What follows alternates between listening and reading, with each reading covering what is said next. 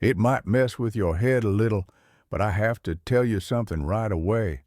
We're living in an ice age right now. Seriously. It started about 2.6 million years ago, and technically, it hasn't ended. But the really wild part is this. Every 100,000 years, like clockwork, our planet goes through an insane transformation. Massive ice sheets cover huge chunks of the continents, then they melt away again. So why 100,000 years? What's so special about that number? It turns out it's all about how Earth wobbles through space. Before we get into the science, let me paint a picture of what this cycle actually creates. When Earth tips into a full glacial period, the planet becomes home to some of the most bizarre and magnificent creatures that have ever existed. Woolly mammoths trudging through frozen grasslands, giant ground sloths digging tunnels the size of your house, and saber-toothed cats hunting prey that weighed several tons. This 100,000-year cycle literally shaped the evolution of life on Earth for millions of years. And about 10,000 years ago, most of these incredible animals just vanished. The cycle shifted, ice melted, and suddenly the megafauna that had dominated the planet for hundreds of thousands of years couldn't make it. We're still trying to figure out exactly why. Climate change, humans, both. The debate is still raging.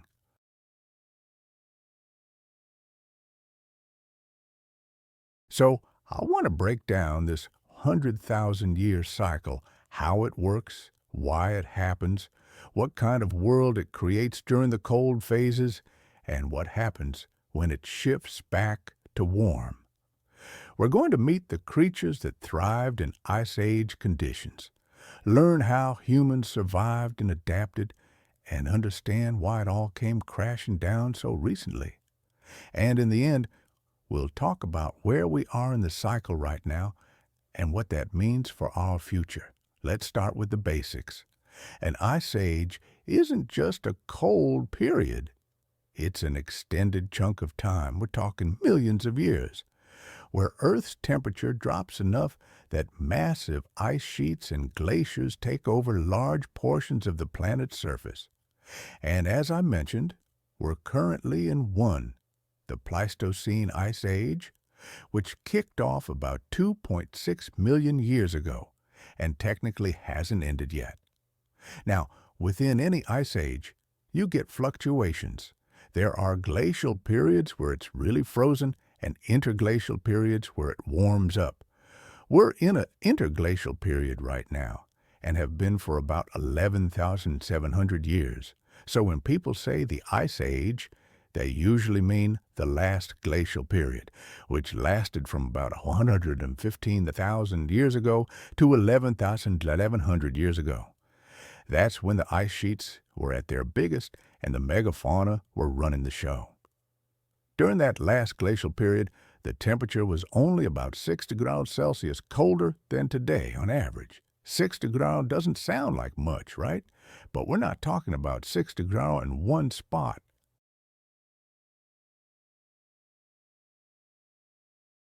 We're talking about 6 degrees worth of thermal energy being sucked out of the entire planet. All the oceans, all the land masses, the whole atmosphere, that's enough to completely transform the world. Huge ice sheets covered most of Canada and northern Europe. The Laurentide ice sheet in North America and the Fennoscandian ice sheet in Europe were kilometers thick in some places. Because so much water was locked up in ice, sea levels dropped by over 100 meters. You could walk from England to France. You could stroll from Asia to Alaska across what's now the Bering Strait. The coastlines were completely different, and the landscape was mostly tundra and cold grasslands, dry and windswept. Nothing like the forests we see today. So what caused this? Why does Earth go through these dramatic swings every 100,000 years? The answer starts with this Serbian scientist named Milutin Milankovitch. This guy, back in the early 1900s, figured out something nobody else had really considered. What if ice ages weren't caused by anything happening on Earth, but by changes in Earth's position relative to the Sun? See, Earth's orbit isn't perfectly circular. It's slightly elliptical, and the shape of that ellipse changes over time because of gravitational pulls from other planets, mainly Jupiter and Saturn. Sometimes our orbit is more circular, sometimes it's more stretched out. And this cycle of changing from circular to elliptical and back takes about 100,000 years.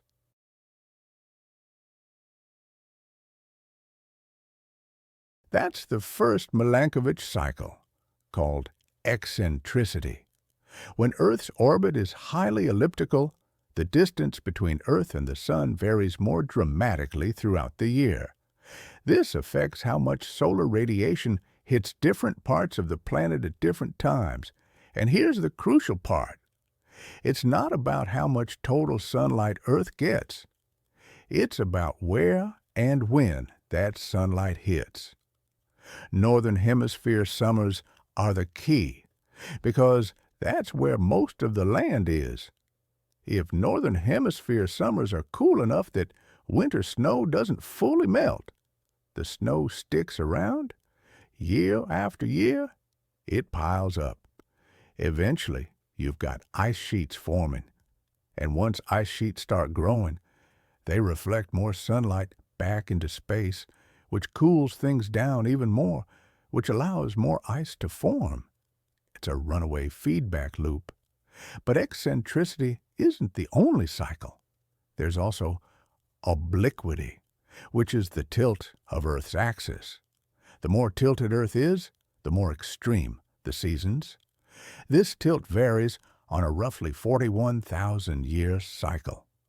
When Earth is less tilted, the difference between summer and winter is milder, which means summer might not be warm enough to melt all the winter ice. Ice accumulates, ice age begins. The third cycle is precession, or wobble. Earth wobbles on its axis like I find myself constantly drawn back to the puzzle of Earth's climate history, specifically to the mystery of the 100,000-year cycle.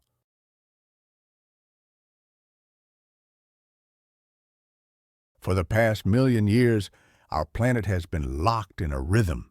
Slow, almost imperceptible buildup of ice over tens of thousands of years, followed by relatively rapid melting. And then the cycle begins again. What's so strange is that this cycle seems to be driven by the weakest of the Earth's orbital variations, a phenomenon scientists are still trying to fully explain. The Earth, you see, is like a spinning top that's starting to slow down.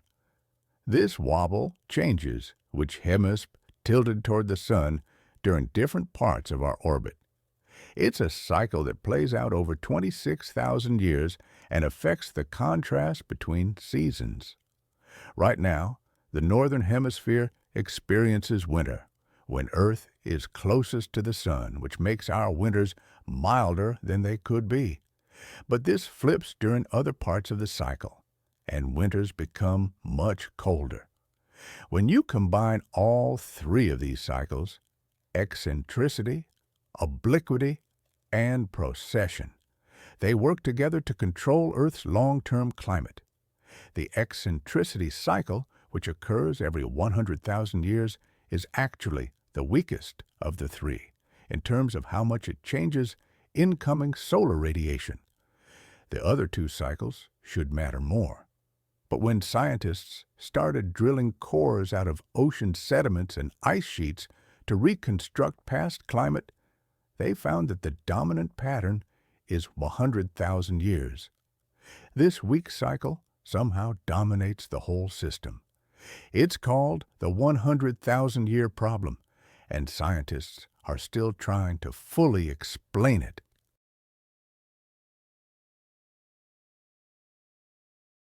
The leading idea is that there are feedback mechanisms that amplify the eccentricity cycle. Perhaps it takes a long time to build up ice sheets, but they can collapse relatively quickly.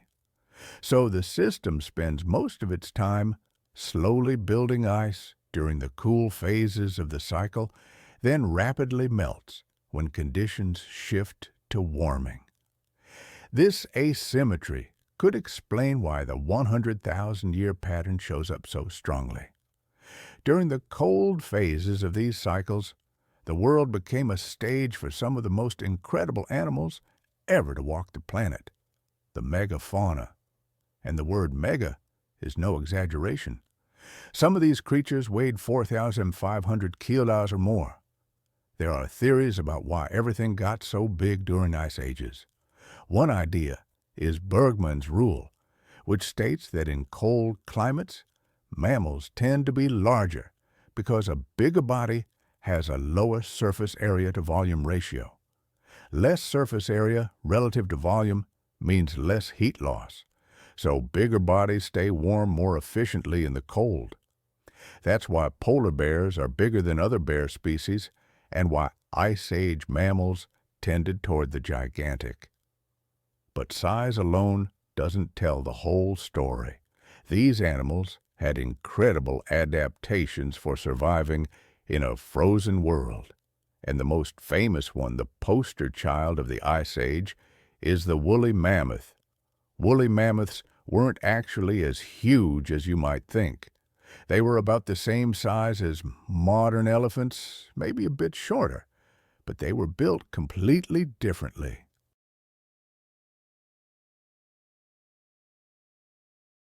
They had thick, shaggy fur with two layers, a dense underwool, and longer outer guard hairs. This coat could be up to a meter long in places and provided insulation so good that mammoths could handle temperatures of 40 degrees or colder. They also had small ears to minimize heat loss, unlike modern elephants with their big floppy ears used for cooling off. And they had a layer of fat up to 9 thick for extra insulation and energy storage. Their skulls were specially shaped too, with large sinus cavities that helped warm and humidify the cold, dry air before it reached their lungs. Breathing in super cold air can damage your lungs, so this was a crucial adaptation. And their teeth were perfect for grinding the tough grasses and sedges that grew on the mammoth steppe, a unique cold grassland ecosystem that covered huge areas during glacial periods. As their teeth wore down, new ones would move forward from the back of the jaw. A mammoth would go through 6 sets of teeth in its lifetime. We know so much about mammoths because some have been found frozen in permafrost, almost perfectly preserved with fur, skin, and even stomach contents intact.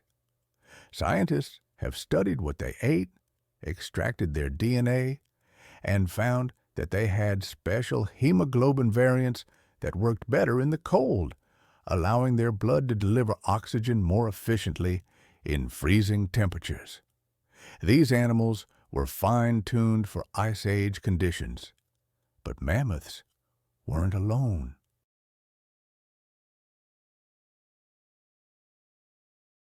The Ice Age world was packed with megafauna. Woolly rhinoceros roamed the same landscapes, covered in thick fur with massive horns that could reach over a meter long. They used these horns to plow through snow to reach vegetation underneath. Giant ground sloths lived in the Americas, and these weren't the cute little tree sloths we know today. Some species weighed several tons and could stand up to 4 meter tall on their hind legs. They were too big to climb trees, so they lived on the ground feeding on vegetation and incredibly digging burrows. We found their burrows, tunnels up to 40 meters long with claw marks on the walls that matched their fossilized claws perfectly. There were glyptodonts, basically car-sized armadillos with shells made of fused bone plates. They couldn't roll up like modern armadillos, but they didn't need to. Their shells were tough enough to stop most predators, and some species had club-like tails covered in bony spikes that they could swing as weapons. Recent studies suggest they might have been able to rear up on their hind legs, which means you could have had these armored tanks standing upright and swinging spiked clubs. That's both awesome and terrifying. And then there were the predators. Saber-toothed cats prowled the Americas with canine teeth up to 18 centimeters long, curved like daggers. They used these to deliver killing bites to the throat or belly of prey, causing massive bleeding. Cave lions in Europe and Asia were larger than modern lions.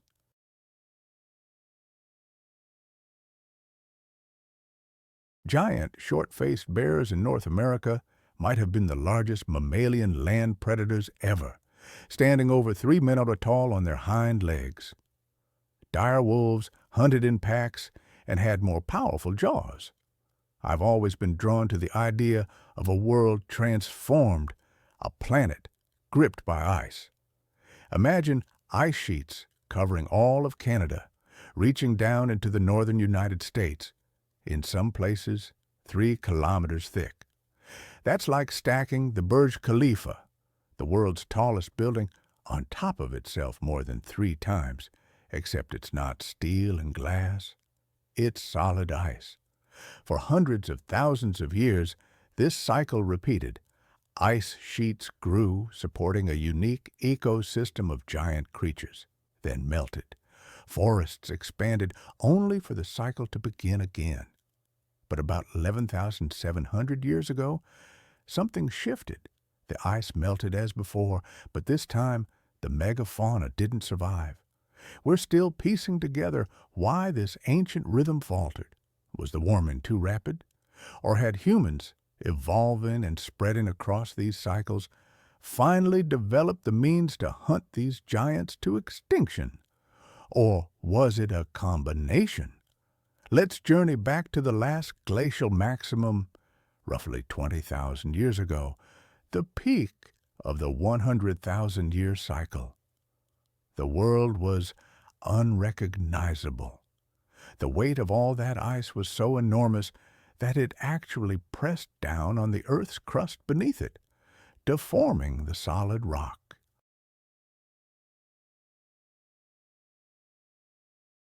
Europe had its own massive ice sheet, the Fennoscandian, blanketing Scandinavia, the Baltic, parts of Britain, and northern Russia.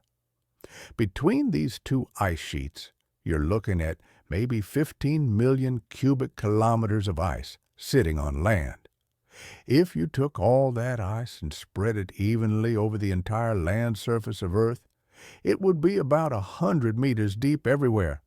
With so much water locked up on land, sea levels plummeted by 120 meters, the height of a 40-story building. Coastlines extended far beyond their present locations. The English Channel was non-existent. Britain connected to mainland Europe by dry land. The Persian Gulf was a river valley.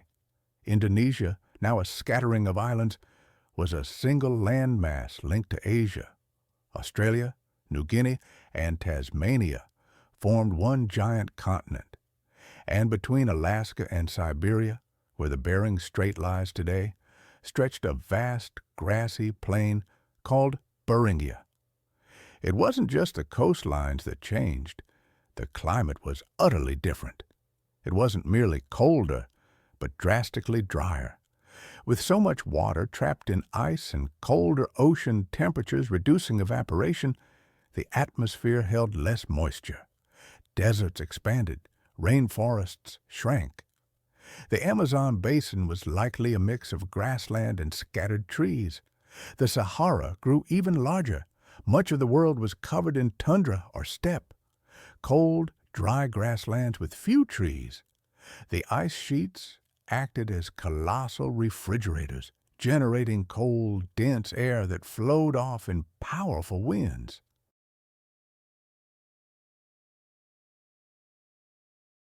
These winds picked up dust and silt, carrying it for hundreds, even thousands of kilometers. Some parts of China have dust deposits over 100 meters thick, accumulated during these glacial periods. The dust storms must have been incredible, blotting out the sun for days. This harsh, cold, dry, windswept world was home to thriving life. The megafauna weren't just surviving, they dominated the ecosystems, their populations possibly exceeding the density of large animals in Africa today. The mammoth steppe was the dominant ecosystem across vast stretches of the Northern Hemisphere. This unique grassland supported enormous populations of large herbivores, mammoths, bison, horses, and reindeer, all grazing together in immense herds. Mammoths are iconic, but the woolly rhinoceros was equally impressive, similar in size to modern rhinos, but adapted for the cold. They had thick, woolly coats and two horns, the front one sometimes over a meter long, used to clear snow and reach the vegetation underneath. Like mammoths, woolly rhinos have been found preserved in permafrost, their fur and soft tissue intact, showing clear adaptations to the extreme cold, including small ears and thick layers of fat. In the Americas, giant ground sloths reigned. Modern sloths are small tree-dwelling creatures, but Ice Age ground sloths were vastly different. The largest species, Megatherium americanum, weighed an estimated 300 to 800 kilograms, heavier than most elephants.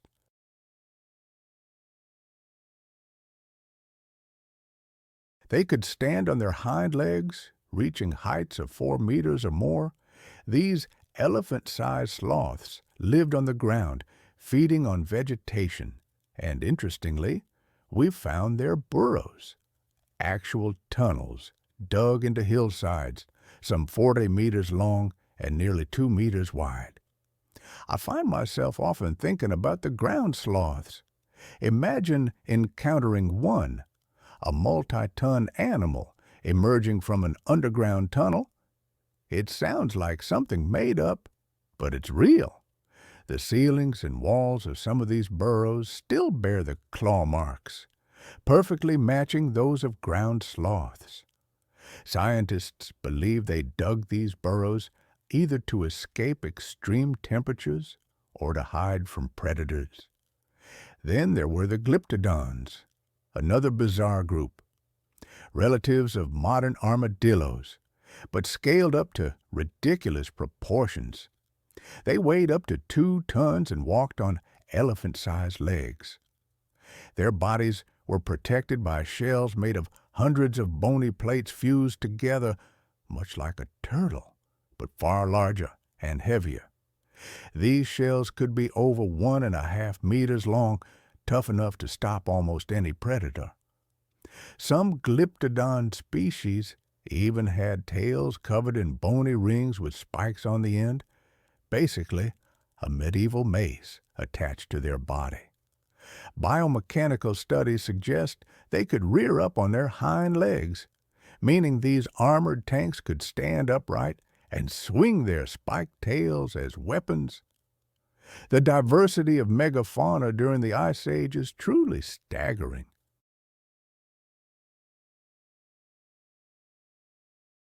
In North America alone, you had mammoths, mastodons, a different family of proboscideans with different tooth structures, American horses, American camels, giant beavers the size of bears, stag moose with enormous antlers, and multiple species of giant ground sloths.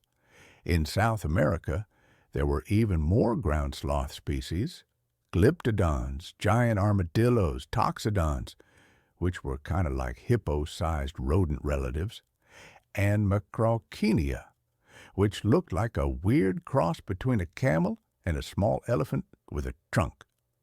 In Eurasia, mammoths, woolly rhinos, cave bears, steppe bison, and giant deer called megaloceros, with antlers spanning over 3.5 meters, roamed the lands.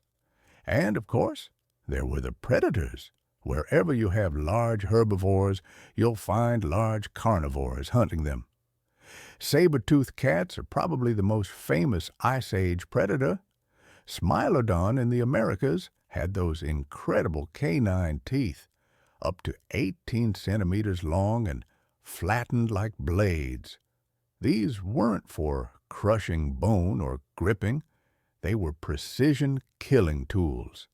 Saber-tooths would use their powerful forelimbs to wrestle prey to the ground, then deliver a killing bite to the throat or belly, severing major blood vessels and causing rapid death from blood loss.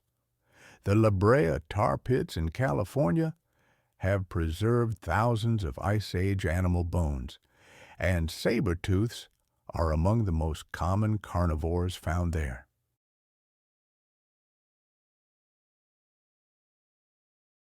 This tells us they were successful predators, probably living in social groups like modern lions. And their prey wasn't small. They were taking down bison, young mammoths, horses, and giant ground sloths, big, dangerous animals. Cave lions in Europe and Asia were larger than modern African lions and probably hunted similar prey. Cave bears, despite the scary name, were mostly herbivorous, but they were huge, up to half a ton, and their size alone made them formidable. And then there were giant, short-faced bears in North America, which might have been the largest mammalian land predators ever to exist. These bears stood over 3 meters tall on the hind legs and may have weighed up to 800 kilograms. There's some debate about whether they were active predators or scavengers, but either way, you definitely didn't want to run into one. Dire wolves were another major predator, especially in the Americas. Real dire wolves, not the fantasy version. They were larger and more heavily built than modern gray wolves, with more powerful jaws designed for crushing bone. They hunted in packs and could take down prey much larger than themselves through coordinated attacks. The La Brea tar pits have yielded thousands of dire wolf fossils, more than any other carnivore, which suggests they were incredibly common. Even birds got in on the megafauna action. Teratorns were some of the largest flying birds ever, with wingspans over 3.5 meters.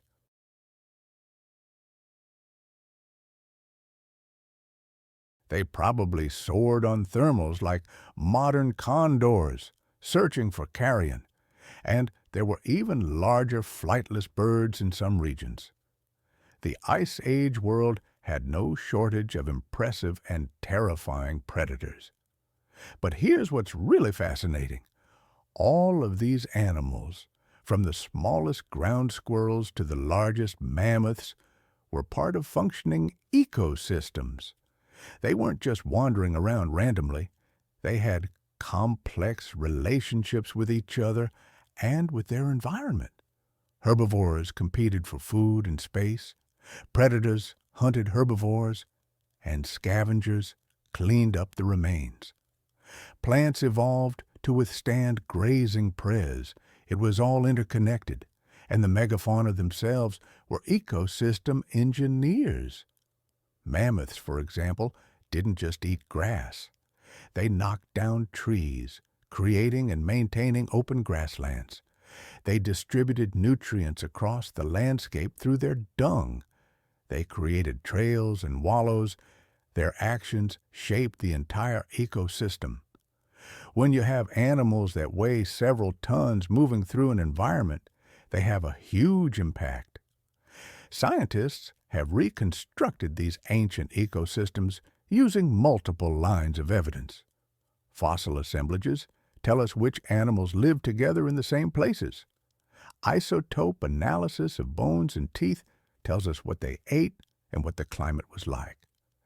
Ancient DNA can be extracted from permafrost sediments, even from sediments with no visible fossils. And this tells us which species were present.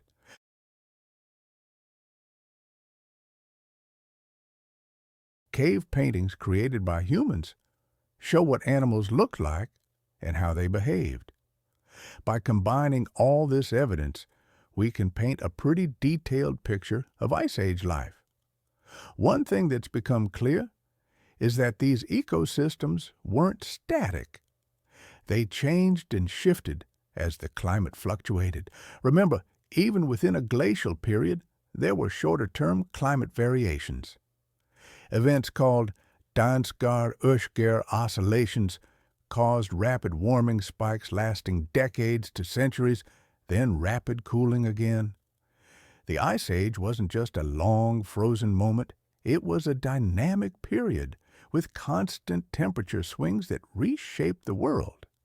These changes dictated where animals could live, what plants could grow, and which creatures thrived or struggled. Our own ancestors were part of this world. I often think about that. Humans living alongside mammoths and other megafauna, hunting them, competing with predators, and adapting their cultures and technologies to survive the glacial conditions. In Europe, Neanderthals had already weathered these cycles for hundreds of thousands of years. They were adapted to the cold, with stocky builds and large nasal cavities to warm the air. They crafted sophisticated tools, hunted megafauna, skillfully used fire, and even developed symbolic culture, expressed through art and burial rituals.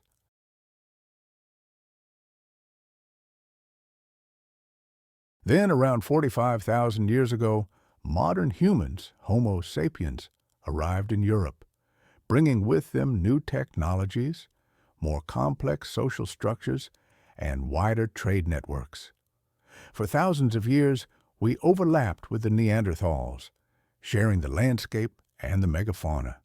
And, as we now know from genetic evidence, we even interbred, leaving most people of European or Asian descent with 1 to 2% Neanderthal DNA. In other parts of the world, modern humans were also adapting to Ice Age conditions and living alongside megafauna in Asia and Australia, which humans reached at least 65,000 years ago, and eventually in the Americas. The interactions between humans and megafauna are among the most debated topics in Ice Age research. But for now, I think it's important to just appreciate the sheer diversity and strangeness of life during peak glaciation. Imagine standing at the last glacial maximum, looking out over a landscape of ice sheets and cold grasslands, watching mammoths, rhinos, and giant sloths move through it.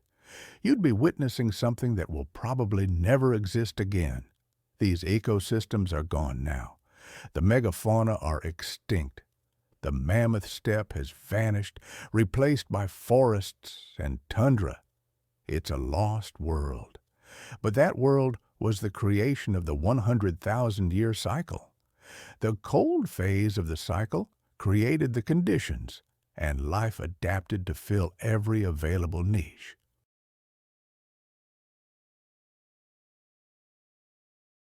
For hundreds of thousands of years, this pattern repeated. Cold phase, megafauna thrive. Warm phase, forests expand. Cold phase again, megafauna return. It was a rhythm that life on Earth had adapted to. And then, about 19,000 years ago, something started to shift. The orbital cycles were moving into a configuration that favored warming. Northern Hemisphere summers were getting stronger. The ice sheets began to melt, and what happened next would change everything. The transition from the last glacial period to our current interglacial was one of the most dramatic climate changes in recent Earth history. And caught in the middle of that transition were all these megafauna that had evolved to thrive in a frozen world. Most of them wouldn't make it through. So, we've talked about what these Ice Age giants looked like, but let's get into the details of how they actually lived. Because the more we learn about these animals, the more incredible they become. Some of the discoveries are genuinely surprising. Let's start with something that sounds impossible. Giant ground sloths digging massive burrows. When scientists first found these tunnels in South America, particularly in Argentina near Mar del Plata, they weren't what made them. The burrows were huge, some reaching 5 to 6 meters below the surface, up to 1.8 meters wide and 40 meters long. That's a 2-story house worth of tunnel underground.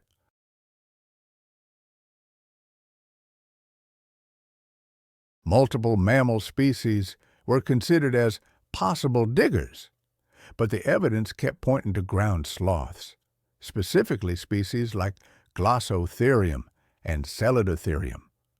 The first clue was their arm bones.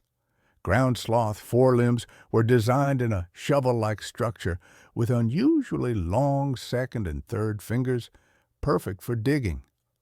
And the bones were super strong, designed to withstand the kind of bending forces you'd get from digging through hard soil, similar to the stresses that galloping mammals put on their leg bones. The second clue was their center of gravity. Paleontologists estimated from the skeleton that ground sloths had their center of gravity above their hind feet, which means they could rear up into a bipedal posture. This is crucial for digging because your arms need to be free to excavate, not supporting your body weight. You can't dig effectively if you're on all fours. And the final smoking gun, claw marks on the walls and ceilings of the burrows, perfectly preserved in the fossilized tunnels. Scientists matched these marks to ground sloth hand skeletons, and they fit exactly. These sloths weren't just big. They were engineering huge underground structures for animals weighing 800 to 1,200 kilograms. This is incredible behavior. Why were they doing it? The leading theories are either temperature regulation or predator avoidance. Underground, temperatures are much more stable than on the surface.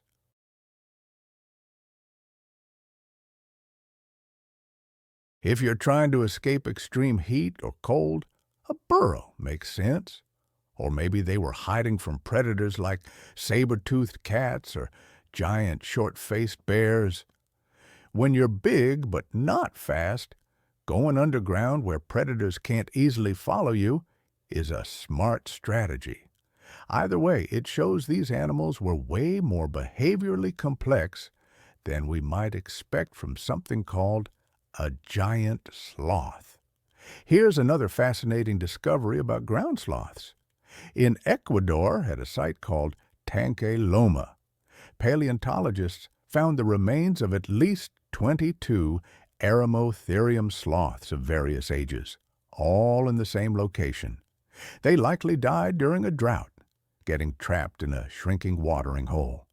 But the cool part is what this tells us about their behavior. They were congregating at watering holes, which means they were social animals living in groups. And they were probably wallowing in the water to escape heat and insects, similar to how hippos and rhinos behave today. Wait, Walt.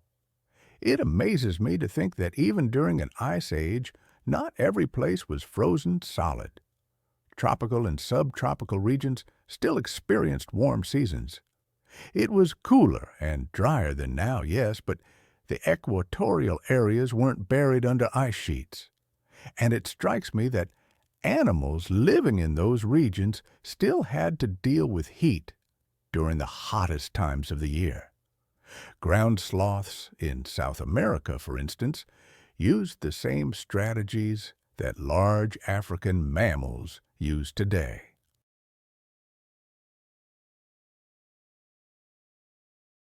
The Ice Age wasn't a planet-wide deep freeze. Speaking of mammoths, we keep uncovering incredible new information about them. Those preserved in the Siberian permafrost have given us such a detailed picture. Some even have their last meals preserved in their stomachs.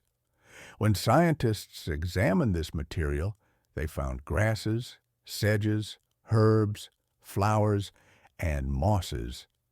That tells us exactly what the mammoth steppe ecosystem was like and what plants were available. But it gets better. We've extracted DNA from these frozen specimens and sequenced entire mammoth genomes. The genetic analysis revealed some wild adaptations. Mammoths had variants of hemoglobin, the protein that carries oxygen in blood. That functioned better in cold temperatures. Normal hemoglobin doesn't release oxygen as efficiently when it's cold, which would be a major problem in freezing conditions. Mammoth hemoglobin had mutations that compensated, allowing their blood to deliver oxygen effectively, even when their body tissues were cold. That's hardcore molecular adaptation. We've also found that mammoths had genes for small ears, sparse sweat glands, and improved fat storage, all coded in their DNA. Evolution didn't just change their external appearance, it rewired their physiology at the genetic level. And here's something poignant. The last mammoths lived on Wrangel Island in the Arctic Ocean. This island was cut off from the mainland when sea levels rose after the ice sheets melted.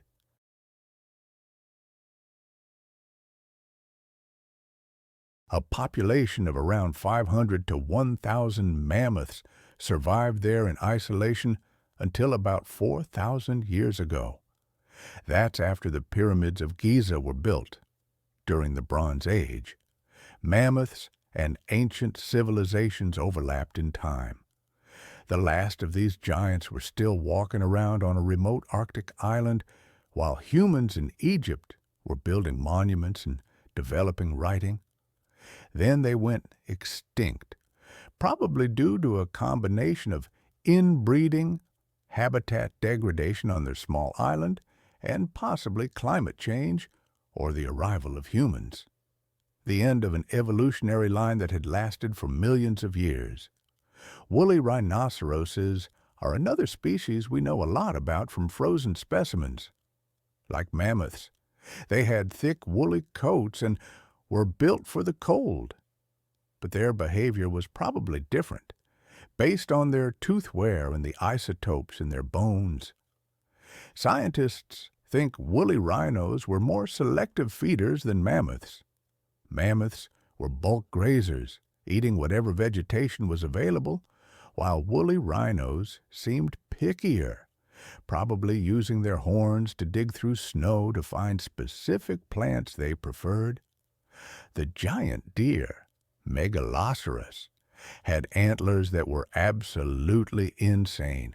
The largest specimens had antlers spanning over 3.5 meters from tip to tip, wider than a car. These antlers could weigh up to 40 kilograms. Carrying that much weight on your head takes serious neck and shoulder muscles.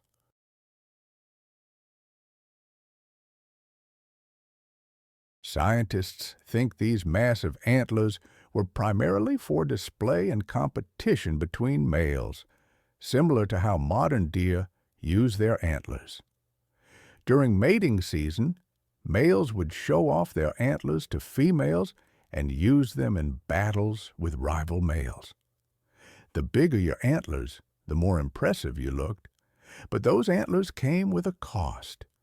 Growing them required huge amounts of calcium and energy, and carrying them around was energetically expensive. Only the healthiest, best-fed males could support truly enormous antlers. Cave bears are interesting because, despite their name and their size, they were mostly herbivorous. Isotope analysis of their bones shows they ate primarily plants. They were built like grizzly bears, but acted more like giant pandas. They hibernated in caves during winter, which is where we find most of their fossils. Some caves in Europe have thousands of cave bear bones, representing hundreds or thousands of individuals that hibernated there over millennia. Cave bears went extinct earlier than many other megafauna, around 27,000 to 24,000 years ago, well before the end of the last glacial period. The reasons aren't entirely clear, but it might have been related to competition with humans for cave space, climate changes affecting their food supply, or a combination of factors. Glyptodons still blow my mind the more I learn about them.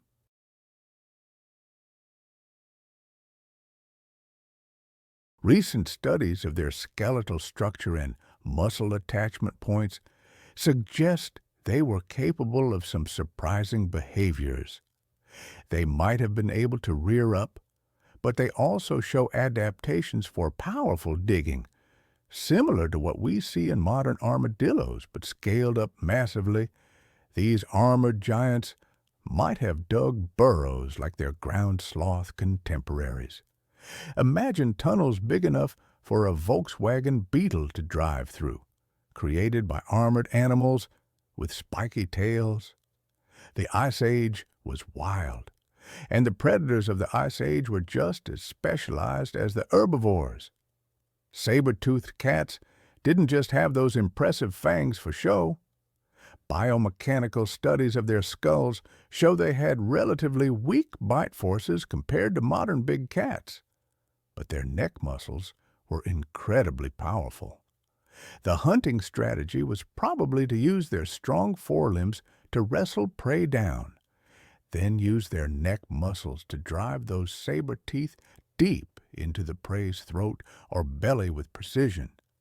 It wasn't about crushing force, but precise, lethal strikes. The dire wolf. When I first encountered the fossils from the La Brea tar pits, I was struck by the sheer number of them. Thousands of individuals all trapped in that sticky asphalt over tens of thousands of years. What those fossils reveal about these creatures is fascinating. Many specimens show broken teeth, healed fractures, and even signs of arthritis, particularly in older wolves.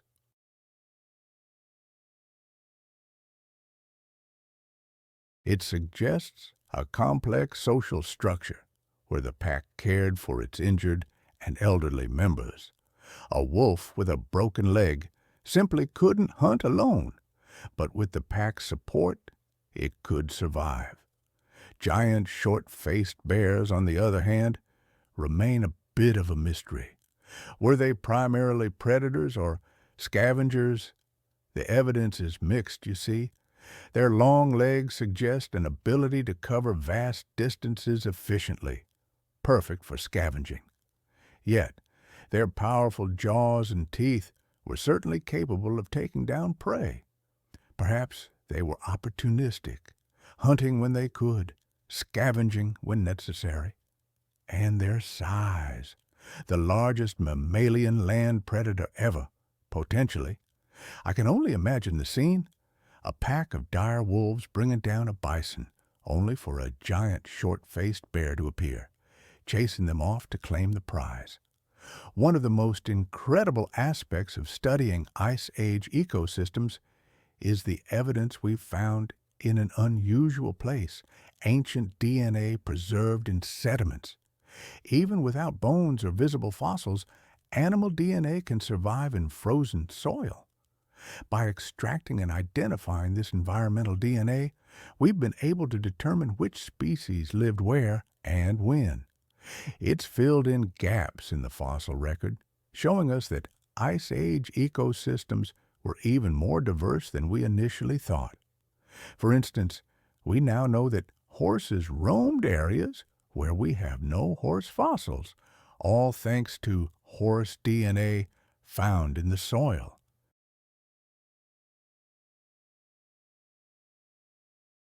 We've also identified plants that once grew in specific regions by analyzing their pollen and DNA.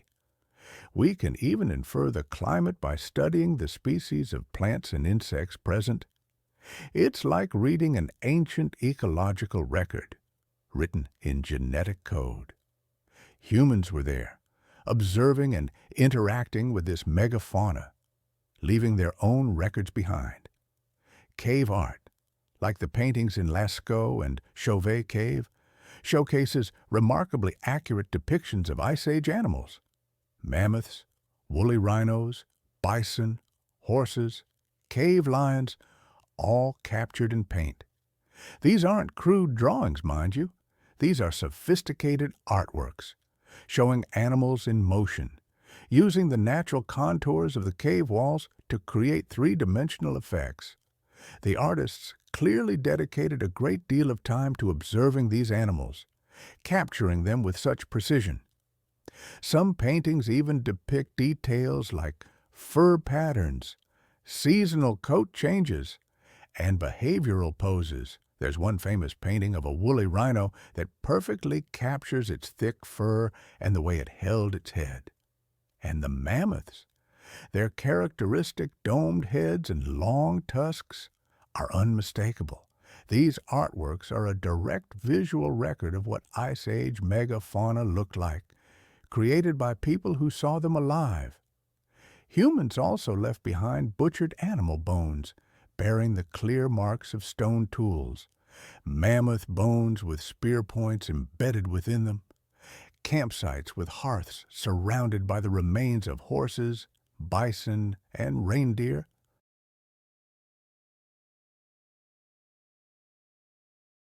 The archaeological record makes it clear humans hunted megafauna, relying on them for food, materials for tools and clothing, and fat for fuel. Mammoth ivory was carved into art and tools. Hides were used for clothing and shelter. Bones were used to build dwellings in areas where wood was scarce. Every part of these animals was utilized. But humans weren't just passive observers or simple hunters. There's evidence suggesting they may have used fire to manage landscapes, creating and maintaining the open grasslands that megafauna depended on.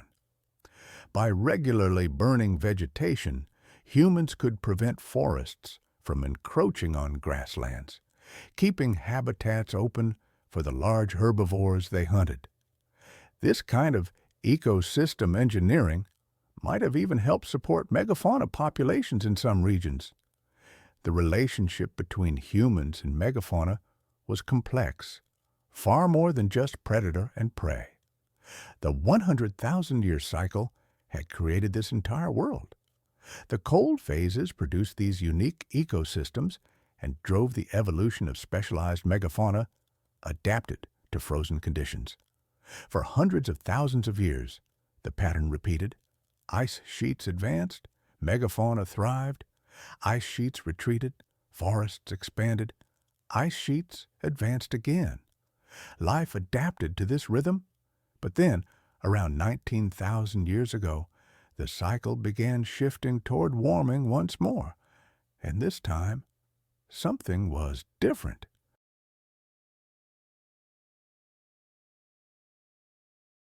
Humans had spread across most of the world, developing sophisticated hunting technologies, existing in larger numbers than ever before. This time, when the climate started changing and the ice began to melt, the megafauna wouldn't simply adapt and wait for the cycle to swing back to cold as they had for countless millennia. This time, most of them were going to disappear forever, and we're still debating exactly why. So, around 19,000 years ago, the 100,000-year cycle reached a turning point. The orbital configuration shifted, favoring warming. Northern Hemisphere summers started getting stronger, receiving more solar radiation, and when that happens, winter snow starts melting more completely each summer. Ice sheets stop growing and begin their long retreat. The transition from glacial to interglacial conditions was underway. But deglaciation isn't a smooth process. It's messy. It's full of sudden collapses, temporary reversals, and periods of rapid change that our ancestors would have witnessed in their own lifetimes. This very messiness is what makes understanding the extinction of the megafauna so complicated. The first major melting pulse began around 19,000 years ago and continued for thousands of years. Sea levels rose as the ice sheets melted, pouring water back into the oceans. During one period, meltwater pulse 1A, around 14 to 600 years ago, sea levels rose roughly 20 meters in less than 500 years.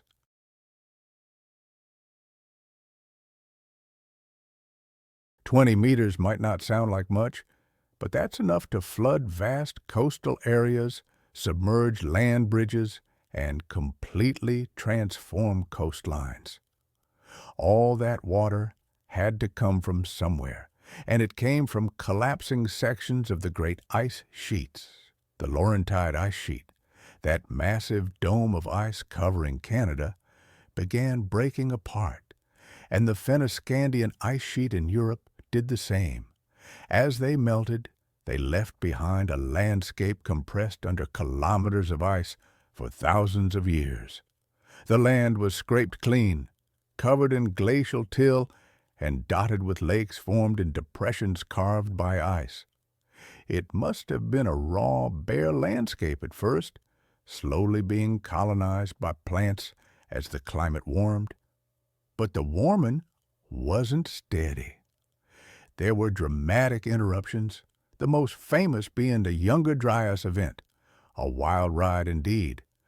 By around 14,500 years ago, the world had been warming for thousands of years. Ice sheets were in retreat, and things seemed to be heading towards interglacial conditions. Then suddenly, temperatures crashed. In Greenland, temperatures dropped by about 15 degrees Celsius in just a few decades, possibly even faster. Some evidence suggests it could have happened in as little as 10 to 20 years. The North Atlantic region was plunged back into near glacial conditions that lasted over 1,000 years. The leading theory for this dramatic reversal involves a catastrophic flood.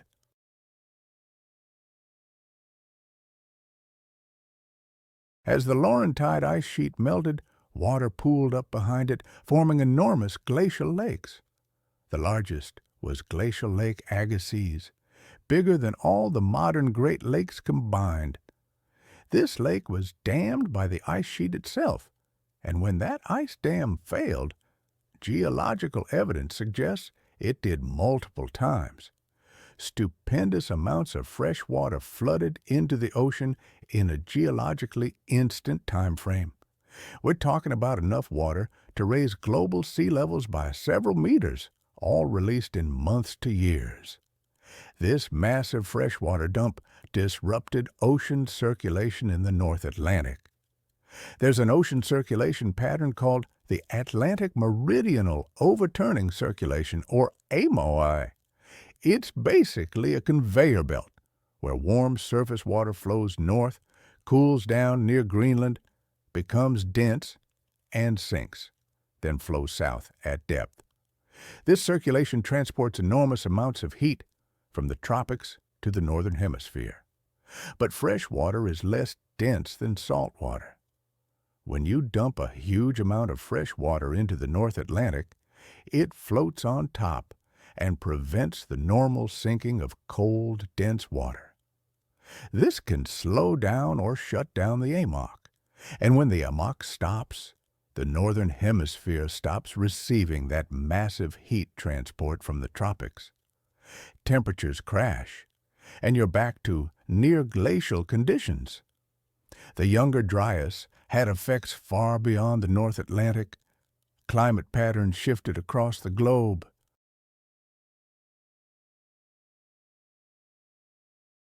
Some regions got drier, others wetter.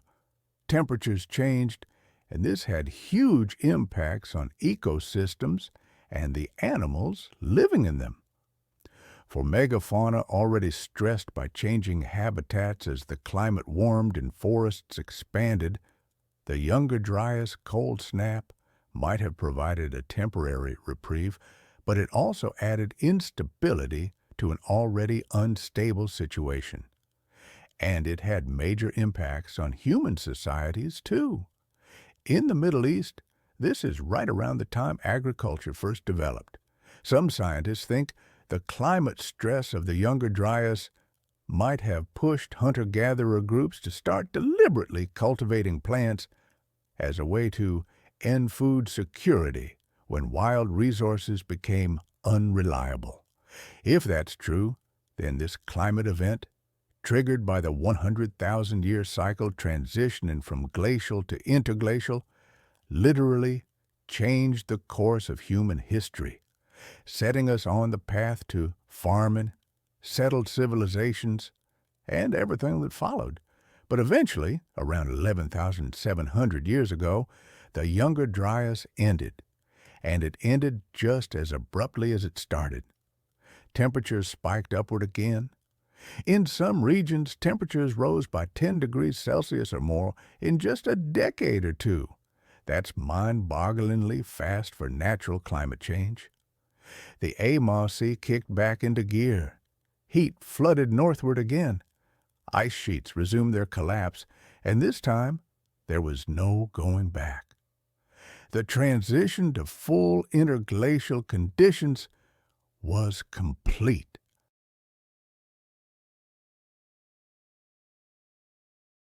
We call this the beginning of the Holocene, our current geological epoch, and it marks the end of the last glacial period. For the megafauna, this was catastrophic. They had evolved over hundreds of thousands of years to thrive in cold, open grassland environments. But as the Holocene began, those environments were disappearing. The mammoth steppe, that unique ecosystem of cold grasslands that had supported enormous populations of large herbivores, was transforming. Forests were expanding, grasslands were shrinking, and the climate was getting wetter and warmer. For animals adapted to cold and dry conditions, this was a crisis. The extinctions came fast. In North America, most megafauna disappeared between about 13,000 and 11,000 years ago. Mammoths, mastodons, horses, camels, giant ground sloths, saber-toothed cats, dire wolves, giant short-faced bears, all gone within a few thousand years. That's 70 to 80% of large mammal species just vanished. It was devastating, this quaternary extinction event. Across the globe, a world of giants vanished or dwindled to almost nothing. In Europe, woolly mammoths disappeared from most places, clinging to life only in isolated spots like Wrangler Island. The woolly rhinos, cave lions, and giant deer all gone. The megafauna that had defined the Ice Age in Europe erased. South America suffered the same fate. Giant ground sloths gone. All the unique species that had evolved there extinct.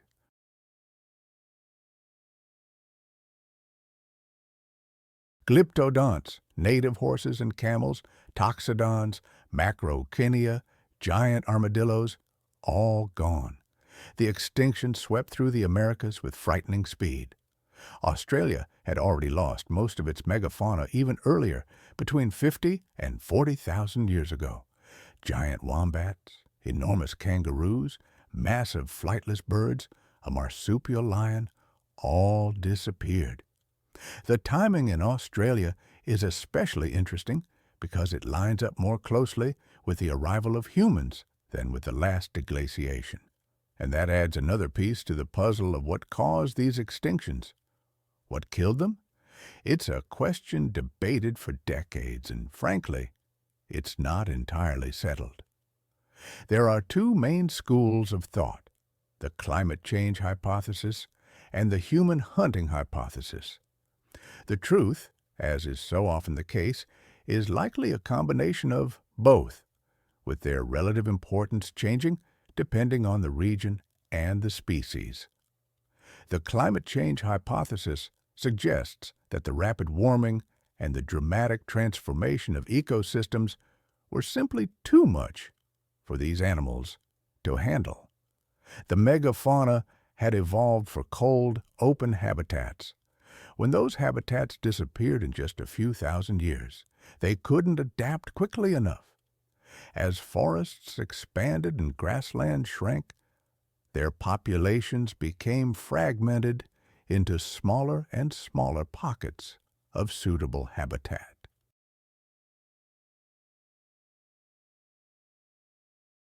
These small, isolated populations became vulnerable to inbreeding, disease, and random environmental fluctuations, creating a kind of extinction vortex where declining populations face multiple, compounding threats that make recovery impossible. There's strong evidence to support climate change as a major factor. The extinctions did occur during a period of incredibly rapid climate change. Species adapted to cold climates, like woolly mammoths and woolly rhinos, went extinct, while species adapted to forests or warmer climates generally survived. This pattern does suggest that climate played a significant role. Also, the megafauna had survived previous deglaciations. The Earth's 100,000-year climate cycle meant there were multiple transitions from glacial to interglacial conditions over the past few million years. If the megafauna survived those, why not this one? That's where the human hunting hypothesis comes in. Modern humans had spread across most of the world by the end of the last ice age. And humans are incredibly effective hunters, especially with the technological innovations that developed during this period. The atlatl, which dramatically extended range and power, sophisticated hunting strategies involving coordinated groups, and later, bows and arrows. Human populations were growing and spreading into new territories.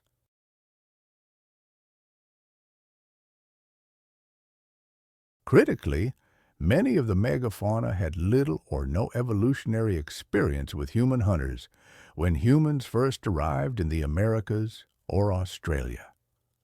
The local megafauna hadn't evolved fear responses to these two-legged predators.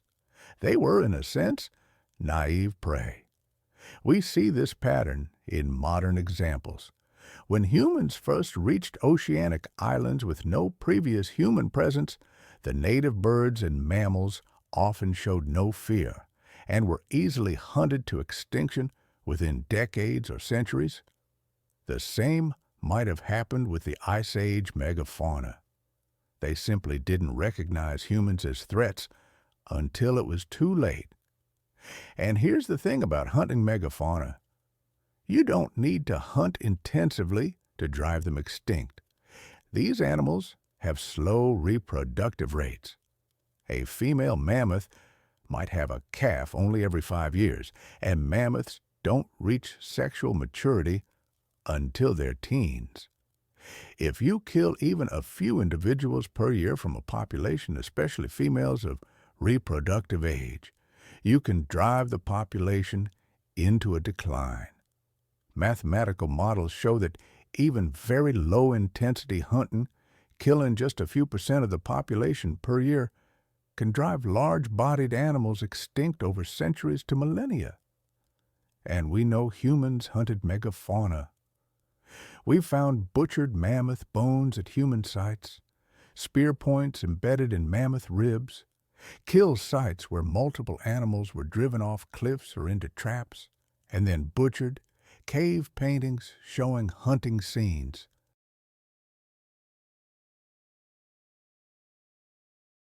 The evidence is undeniable that humans hunted these animals.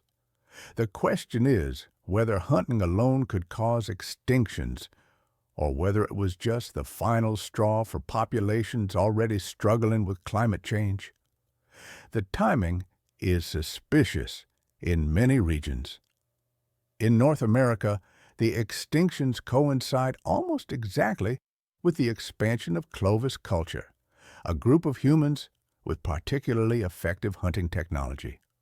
Clovis points, these distinctive spear points, are found at sites with butchered mammoth remains.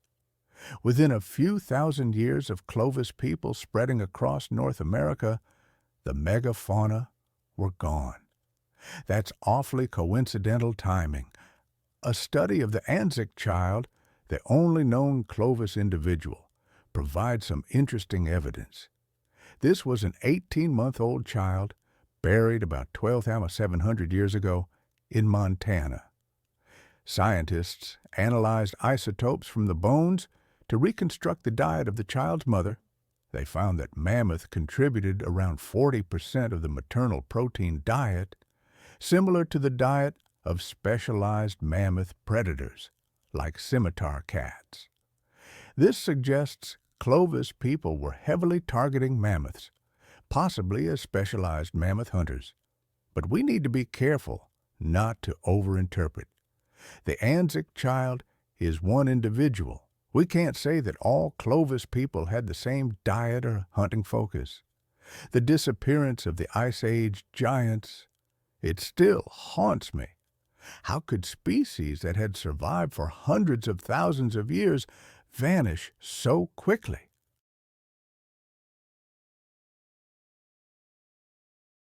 It wasn't just one thing, of course. Climate change weakened them, fragmenting their habitats and making food scarce. But then came us, humans. Our hunting, our growing populations. It was too much. A perfect storm. There may have been other factors, too. Subtle shifts in the landscape. I've read that humans used fire to manage the land, changing what grew where.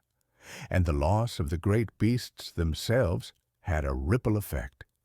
Mammoths, for example, kept grasslands open. When they were gone, forests took over, making things even harder for those that remained. It was a cascade, one thing leading to another. For so long, the rhythm had been consistent. Cold, they thrived. Warm, they retreated. Back and forth, a cycle they could handle. But this time, the warming came with a new element, a new kind of hunter. The combination was devastating. In a few thousand years, the world of mammoths and other giants was gone. But the story doesn't end there. I find myself just as fascinated by the humans who lived through those same cycles. And when I say humans, I don't just mean us, Homo sapiens. There were others. The Neanderthals, for instance. They were already here when our ancestors arrived, and they deserve so much more credit than they often get. They were the original Ice Age survivors, evolving in Europe and Asia hundreds of thousands of years ago. They'd lived through glacial cycles long before we ever left Africa. They weren't some primitive dead end.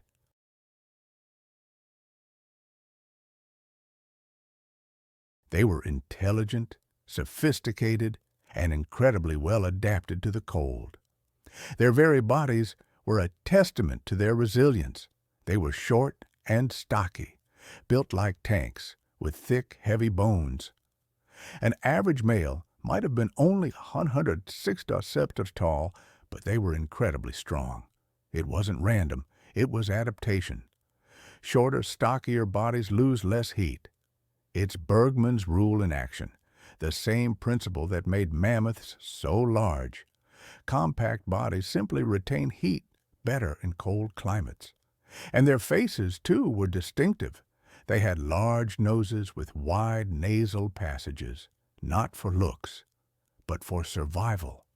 Those nasal cavities warmed and humidified the frigid, dry air before it reached their lungs. Breathing super cold air can damage lung tissue, so this was crucial. It's the same adaptation we see in woolly mammoths with their enlarged sinuses. Different species, same problem, same solution.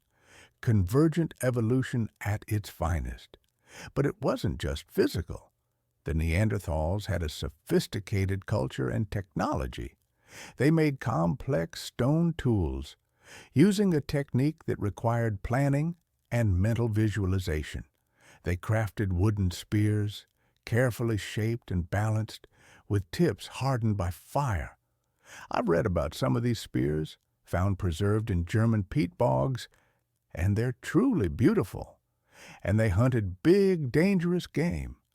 Sites have been found with the bones of bison, reindeer, wild horses, even woolly rhinoceros and mammoth.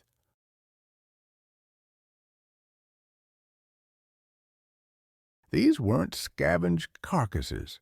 The bones show clear butchery marks, made with stone tools while the meat was fresh. They hunted animals that could easily kill them. It took coordination, communication, planning, and courage. They also used fire extensively, not just for warmth and cooking, but for making complex adhesives. Archaeologists have found Neanderthal tools with birch bark tar used to attach stone points to wooden handles. Making birch bark tar requires heating birch bark in the absence of oxygen at specific temperatures. It's a multi-step process that requires technical knowledge and careful control. They understood the process and could replicate it reliably, and perhaps most impressively, they had symbolic culture. They made ornamental objects, pierced shells, and eagle talons that were apparently worn as jewelry. They used pigments, possibly for body painting, or decorating objects or cave walls, and they buried their dead, sometimes with what appear to be grave goods or in deliberate postures. I remember reading about a famous burial at Shanidar Cave in Iraq that includes evidence that might suggest flowers were placed in the grave, though that's still debated. I sometimes wonder what it must have been like to walk alongside Neanderthals, to share this earth with another intelligent species of human. They thought about death. They had rituals. That's a deeply human thing, isn't it? They even created art.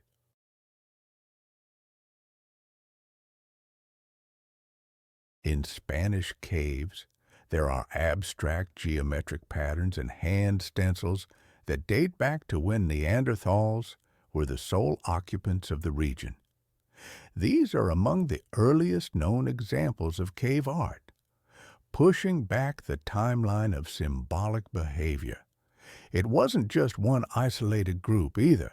Similar markings have been found at multiple sites, suggesting it was part of a broader Neanderthal culture. So, if Neanderthals were so capable and well adapted, why did they disappear? It's one of the most debated questions in paleoanthropology. The last Neanderthals died out around 40,000 years ago, just as modern humans were spreading into Europe from Africa and the Middle East.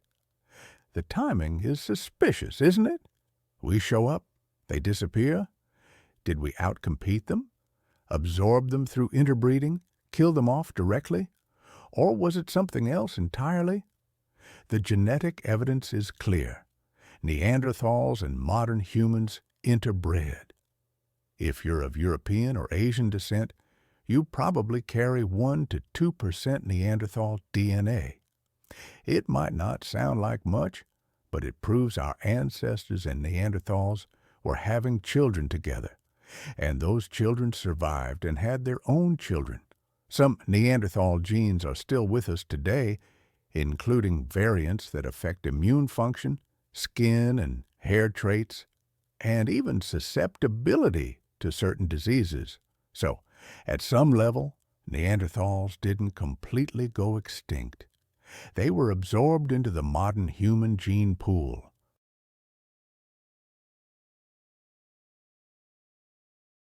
But as a distinct population with their own culture and identity, Neanderthals didn't survive.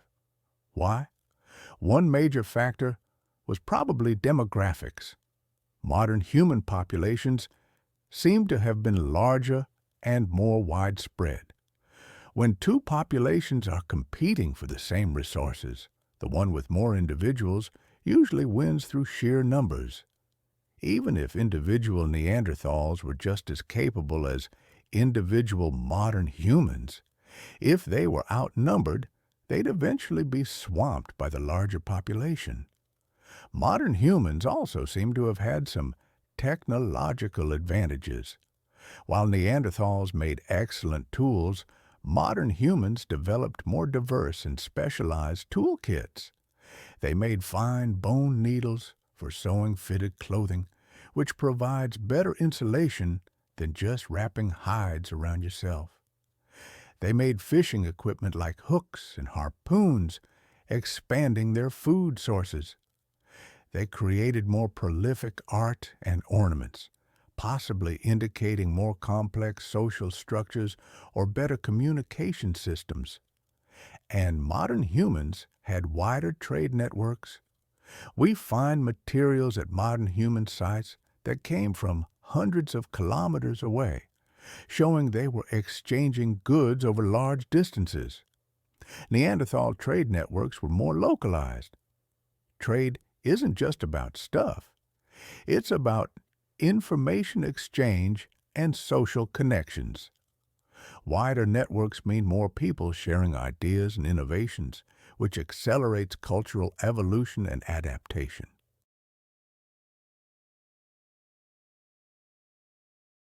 Some researchers think modern humans might have had slightly better language abilities, allowing more complex planning and coordination, or maybe they had different social structures that were more effective at resource acquisition or raising children.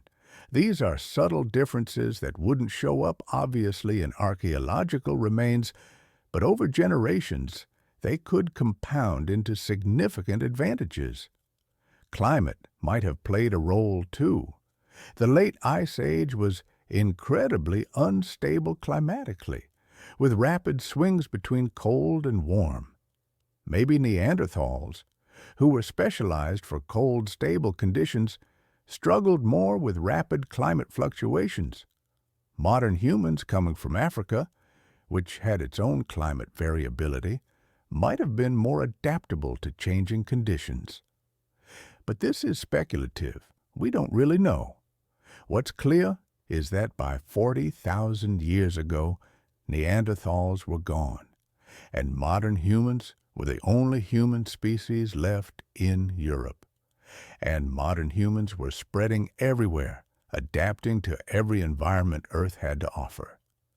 By the end of the last glacial period, humans had reached every continent except Antarctica, and they'd done it while surviving the 100,000-year cycle at its most extreme phase. Modern humans developed an impressive array of technologies during the late Ice Age. Projectile weapons were a game changer. Early humans used thrusting spears that required getting close to prey. Dangerous when you're hunting mammoth.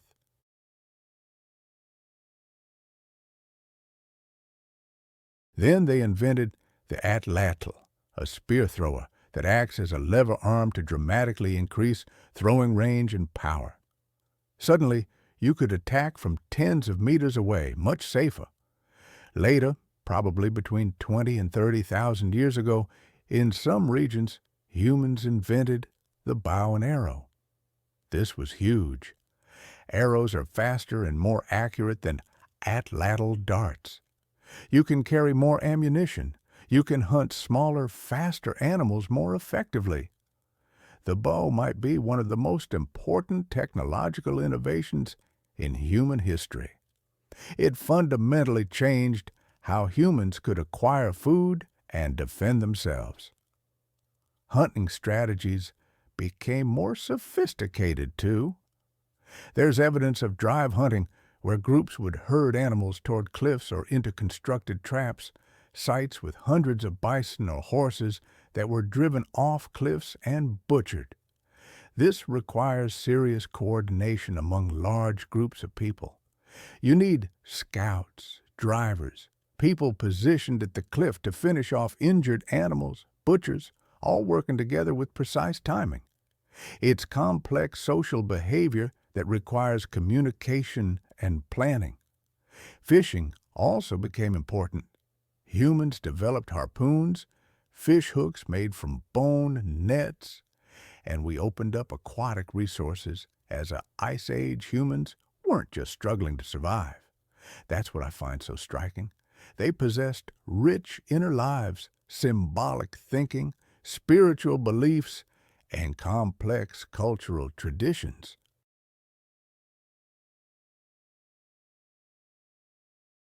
They were, in essence, fully modern individuals, mentally and behaviorally, even when facing conditions that we today would find incredibly harsh. Fishing became a major food source, particularly in coastal and river areas. It was a relatively low-risk option compared to hunting mammoths, too. Coastal sites reveal intensive use of fish and shellfish, with enormous shell heaps representing the remnants of countless meals. Clothing technology improved dramatically. Those bone needles that appeared around 40,000 years ago, they were essential for sewing fitted clothing, complete with sleeves and clothes. If you've ever tried to stay warm by simply wrapping animal hides around yourself, you know it's not very effective. Fitted clothing is far better at trapping body heat. This innovation likely enabled humans to survive in even colder regions and remain active during winter, rather than simply hunkering down. Shelter evolved as well. In regions where wood was scarce, people constructed dwellings using mammoth bones and tusks as a framework, covered with hides. These mammoth bone houses have been discovered in Ukraine and Russia. Some structures incorporated bones from dozens of individual mammoths, representing thousands of kilograms of material. These were substantial dwellings, far from temporary camps. People invested serious effort into creating comfortable, long-term living spaces, and let's not forget the art. Ice Age humans produced stunning artwork.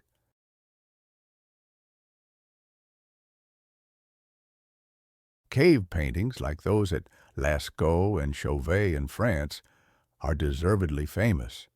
These aren't crude drawings, they are sophisticated, dynamic images of animals, rendered with incredible skill and accuracy. The artists used the natural contours of the cave walls to create three-dimensional effects. They mixed pigments to achieve different colors and understood techniques like shading and perspective.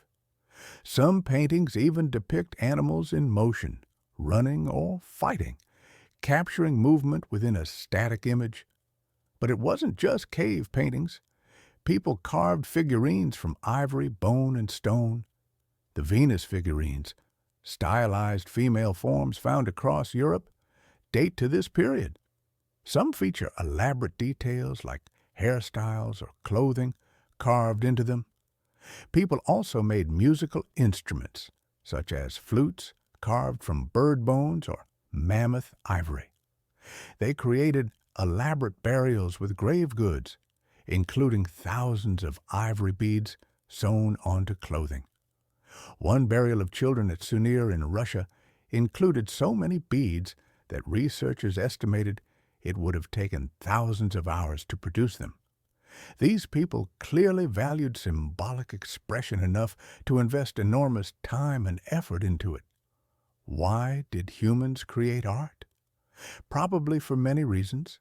Some cave art might have been connected to hunting magic or spiritual rituals. Some figurines might have been religious or fertility symbols. And some art was probably simply for aesthetic plea or social bonding.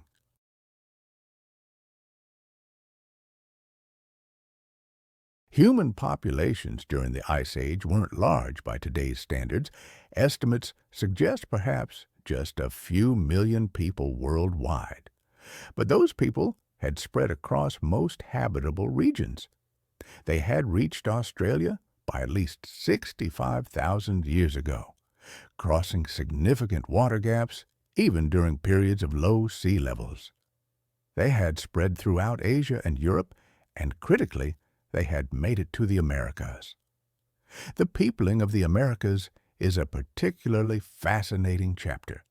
During peak glaciation, when sea levels were low, the Bering Land Bridge connected Asia and North America. But this wasn't just a narrow strip. Beringia was a vast region, probably thousands of kilometers wide, with its own ecosystems. Humans crossed it, likely following game animals, entering a continent with no prior human population and megafauna that had never encountered human hunters. The precise timing is still debated. The oldest widely accepted sites in the Americas date to about 15 to 16,000 years ago, but there are controversial sites that might be older, suggesting people could have arrived as early as 20 to 30,000 years ago. Either way, once humans were in the Americas, they spread incredibly fast. Within just a few thousand years, there's evidence of human presence from Alaska to the southern tip of South America. That's an incredible migration speed. And remember, the American megafauna went extinct shortly after humans arrived.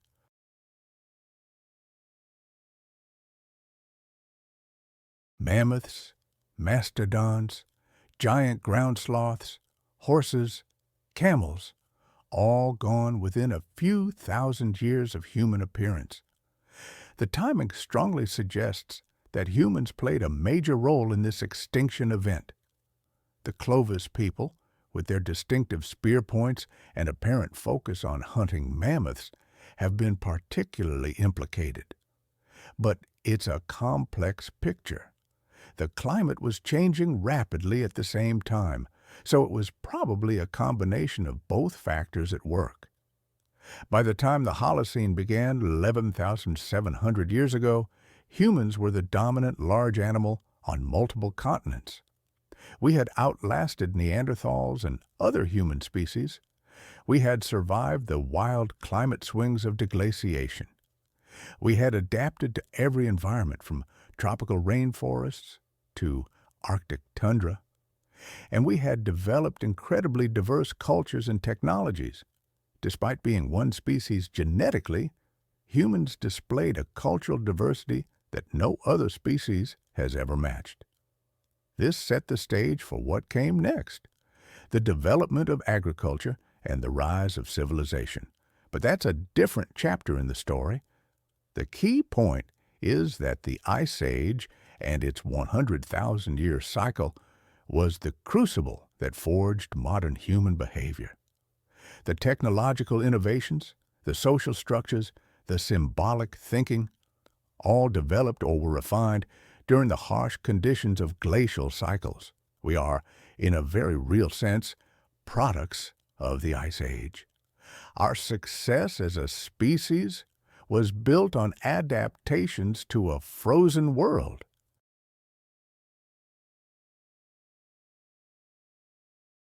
And now that world is gone, melted away, as the cycle shifted to its warm phase. I sometimes wonder if we are truly adapted to the world we inhabit now. Perhaps we are simply carrying the evolutionary baggage of an ice age that ended millennia ago. The great 100,000-year cycle has shifted, the ice has melted, and the megafauna are mostly gone. We now live in a completely different world than our ancestors knew for hundreds of thousands of years. We call this the Holocene, our current interglacial period, and it marked a profound turning point for human societies. Around 11,700 years ago, the Younger Dryas cold snap finally released its grip. Temperatures rose rapidly, stabilizing into conditions remarkably similar to what we experience today. the climate became warmer and wetter, a stark contrast to the glacial period. Forests expanded, blanketing areas that were once cold grasslands and tundra. Sea levels continued their rise as the last major ice sheets melted, reshaping coastlines and creating the geography we recognize. It was a dramatic and relatively swift transformation. For humans, who had existed as hunter-gatherers for so long, this new era presented both opportunities and challenges. Warmer temperatures meant longer growing seasons, more diverse vegetation, and a more predictable climate. But the megafauna they had relied on for sustenance were disappearing.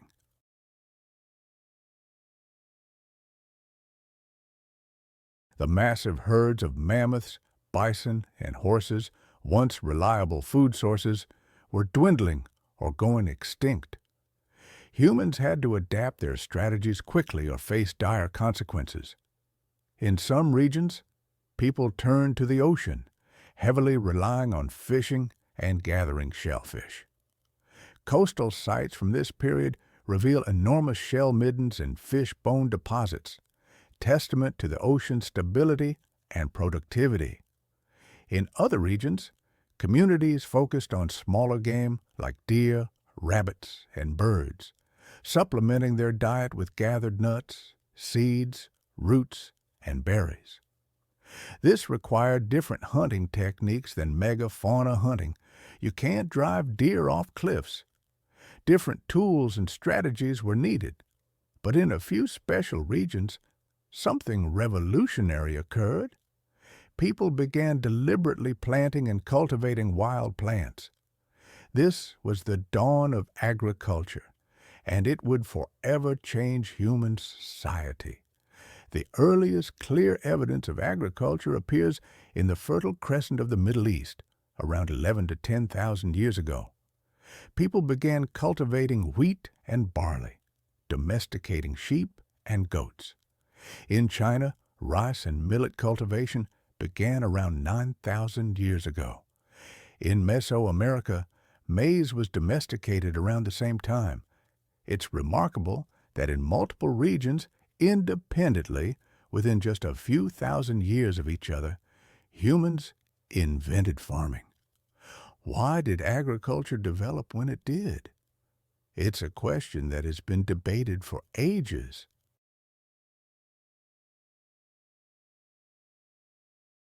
One theory points to population press. During the Ice Age, human populations were kept relatively small by harsh conditions and limited food resources.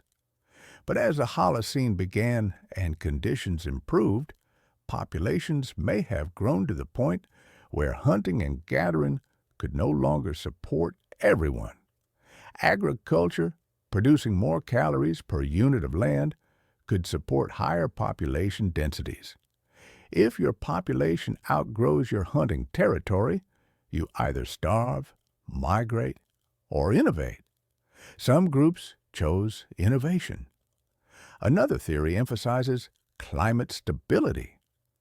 Agriculture requires planning for the future. You plant seeds and wait months for the harvest. This only makes sense if you can reasonably predict that conditions will remain suitable for plant growth. During the wildly fluctuating climate of the late Ice Age, with events like the Younger Dryas, that wasn't a safe bet.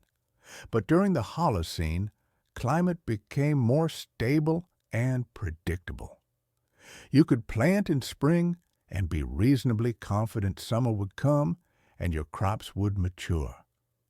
This stability made agriculture viable in a way it hadn't been before. There's also a theory that the Younger Dryas specifically triggered agriculture in the Middle East. The idea is that hunter-gatherers in the Fertile Crescent had developed semi-sedentary lifestyles during the warm period before the Younger Dryas, living in villages and intensively harvesting wild grains.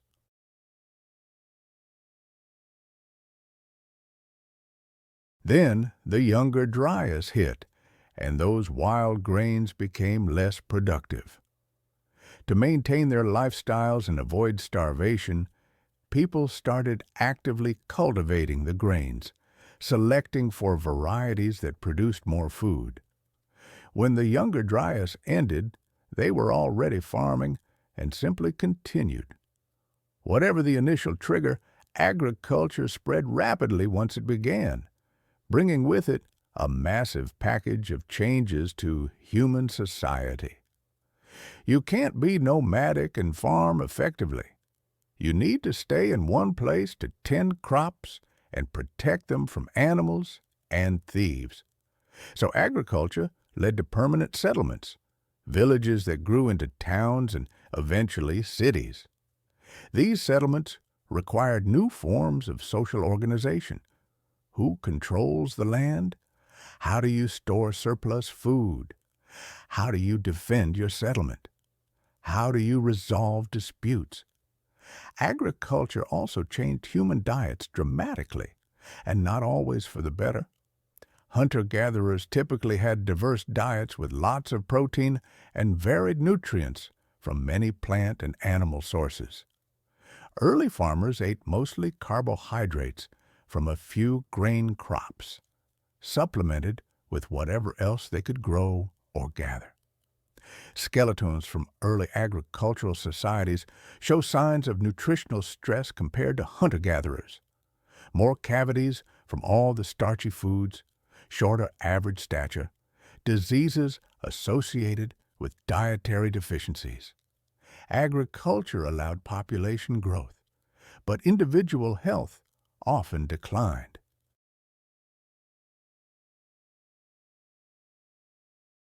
Disease became a much bigger problem once humans started living in permanent settlements. When you're nomadic and moving frequently, your waste gets left behind, and diseases don't have time to build up. But in permanent villages, the rise of agriculture wasn't just about food, it was about population. A square kilometer of wheat could feed so many more people than the same area of wild land ever could, and those larger populations, they meant more of everything, more workers, more soldiers, and yes, even more inventors. When these agricultural societies met hunter-gatherer communities, the farmers usually won. Sheer numbers trumped even healthier, more skilled warriors. Over millennia, agriculture spread, sometimes through migration, sometimes through adoption. Most humans traded their nomadic lives for sedentary farming, and that one decision set the stage for everything that followed. Permanent settlements blossomed into cities. Cities needed food, which sparked trade networks. And trade, of course, demanded record-keeping, leading to the independent invention of writing in multiple regions. Complex societies formed with hierarchies of rulers, priests, craftspeople, farmers, and, tragically, slaves. Organized religion rose in prominence, marked by the construction of monumental temples and pyramids.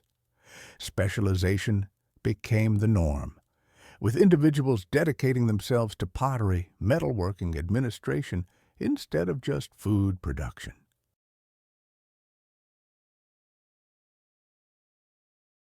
The very first civilizations arose in river valleys, where agriculture thrived.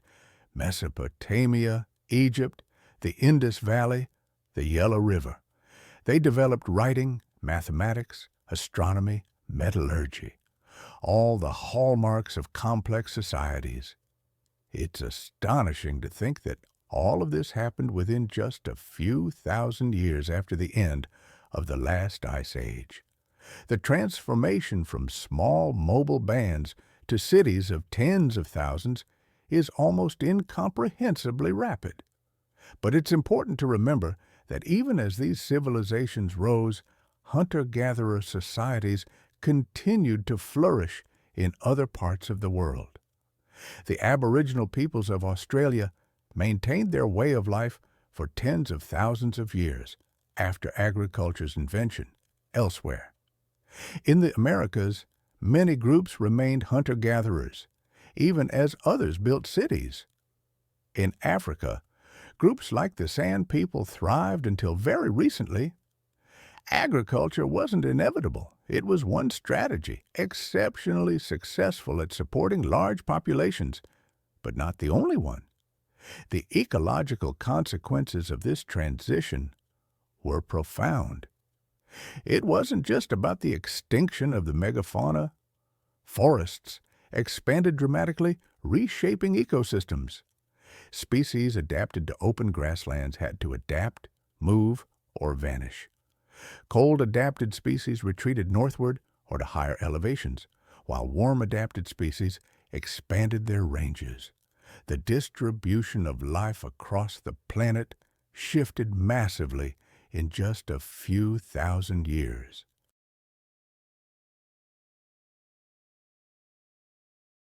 And humans, increasingly, were shaping these ecosystems, often in ways we didn't fully understand until recently.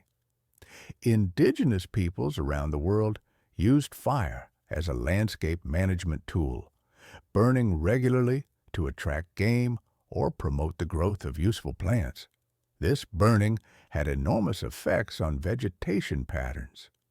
What we often perceive as pristine ecosystems are, in reality, anthropogenic, shaped by millennia of human fire management. In Australia, Aboriginal burning transformed vast areas from dense forest to open woodland and grassland. In North America, Native American burning maintained prairies and savannas that might otherwise have become forests. When Europeans arrived and disrupted these practices, ecosystems shifted dramatically. Forests grew where they hadn't been for millennia. Fire-adapted species declined, while fire-sensitive species increased. The wilderness the Europeans encountered wasn't untouched nature. It was the result of thousands of years of active human management. The extinction of the megafauna also had cascading ecological effects that we are still working to understand. Mega-herbivores like mammoths weren't just eating plants. They were ecosystem engineers. They knocked down trees, maintained open areas, distributed nutrients through their dung, created trails and wallows. When they vanished, those functions disappeared too.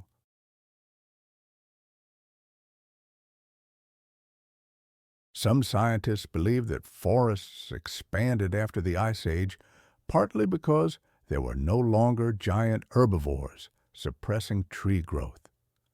There's even a hypothesis that megafauna extinction contributed to climate change. Large herbivores produce a lot of methane, a potent greenhouse gas, from their digestive systems. When megafauna populations crashed, methane emissions may have decreased significantly, and the transformation from open grasslands to forests changed the reflectivity of the land surface, affecting how much solar energy was absorbed versus reflected. The loss of the megafauna had a profound impact on human societies. For millennia, we had hunted and relied upon these massive creatures. Their extinction meant more than just a loss of food. It was a loss of vital materials. I've read accounts of mammoth ivory being used for tools, art, even in construction. Hides provided clothing and shelter. Bones were fashioned into everything from needles to the frameworks of dwellings.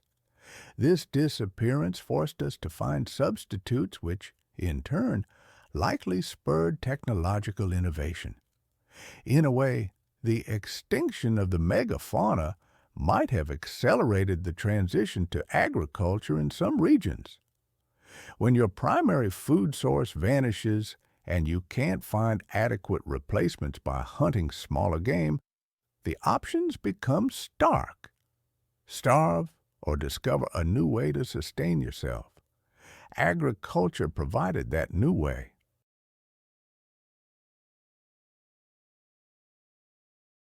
The extinctions that mark the end of the Ice Age world may have inadvertently pushed humanity toward the lifestyles that would eventually create modern civilization.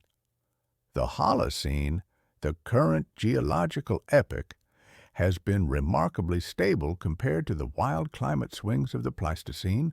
Of course, there have been variations, warm periods and cold periods, droughts and floods, but nothing on the scale of the dramatic shifts of the Ice Age, with its rapid warming and cooling events. This stability has likely been crucial for the development of civilizations. It's difficult to build cities and plan for agriculture when the climate might dramatically change within a generation. But the Holocene stability allowed us to make long-term plans and investments, building irrigation systems and monumental architecture that took decades, even centuries, to complete. Different parts of the world experienced the Holocene in unique ways.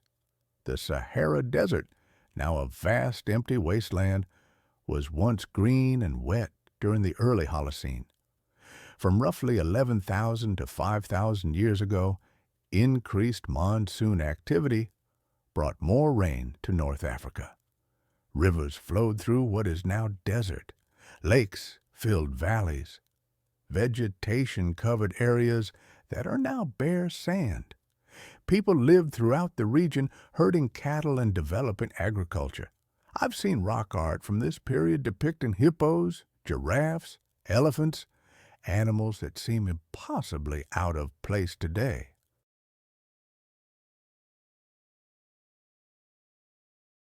But then, around 5,000 years ago, the African monsoons weakened, and the Sahara dried out relatively rapidly. Within just a few centuries, the green Sahara transformed into the desert we know. This desertification forced populations to migrate, many moving to the Nile Valley, where water remained available.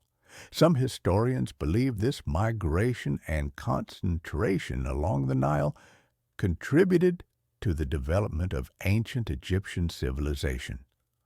Climate change, driving human migration, driving civilization development, it's all interconnected. Similar stories played out elsewhere. The Middle East was relatively wet in the early Holocene, supporting agriculture and early civilizations. But droughts have repeatedly stressed or even collapsed civilizations there. In Mesoamerica, droughts have been linked to the collapse of Maya civilization. In the American Southwest, extended droughts forced the abandonment of settlements like Mesa Verde. Climate variability during the Holocene has been a constant factor shaping human history, even though the swings were mild compared to the Ice Age. And here we are now, roughly 11,700 years into the current interglacial period. Based on past interglacials, we should eventually slide back into glacial conditions at some point. Different models offer different predictions. Some suggest we have thousands of years before the next glaciation begins, while others think tens of thousands of years.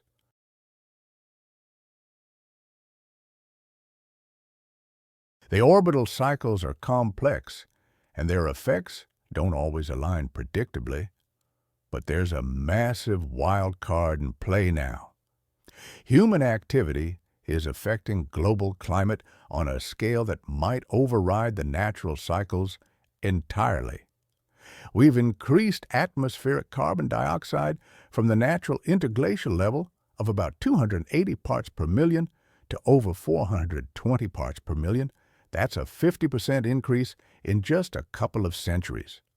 The ice core records going back 800,000 years show nothing like this. We're in completely uncharted territory. And this brings us to the big question: what happens next?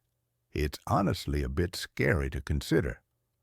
We've been discussing how the 100,000-year cycle has controlled Earth's climate for millions of years, creating ice ages and shaping the evolution of life, including us.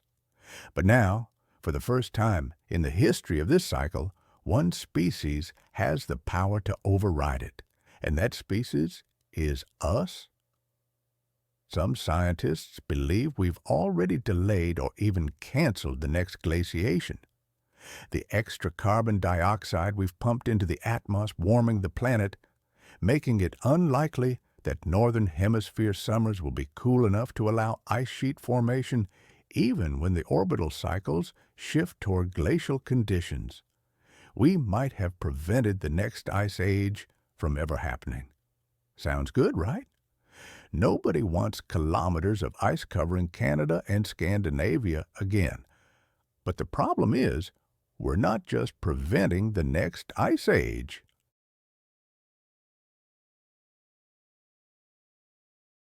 We're warming the planet way beyond normal interglacial conditions, and we're doing it incredibly fast. Let's consider what we've learned from studying ice age cycles and why it matters right now. First, and most importantly, the climate system has tipping points. It's not linear or gradual. You can push the system for a while and see only small changes, then suddenly cross a threshold, and boom, rapid dramatic shifts happen. The Younger Dryas is the perfect example. Gradual warming, then catastrophic freshwater flooding, then abrupt climate reversal within decades. The system flipped states faster than human lifetimes. We're seeing similar threshold behavior today in multiple parts of the climate. Ice sheets don't melt in a way that's uniform or predictable. I've learned they can be stable for incredibly long stretches, and then, quite suddenly, the melting accelerates once they cross a certain threshold. It reminds me of trying to hold back a dam only to have it burst all at once. Ocean circulation patterns like the Atlantic meridional overturning circulation can weaken gradually and then potentially shut down relatively rapidly. Permafrost, frozen for millennia, can abruptly thaw, releasing greenhouse gases that only amplify the warming. These aren't smooth, gentle shifts. They're systems where even a small additional press can trigger a large response.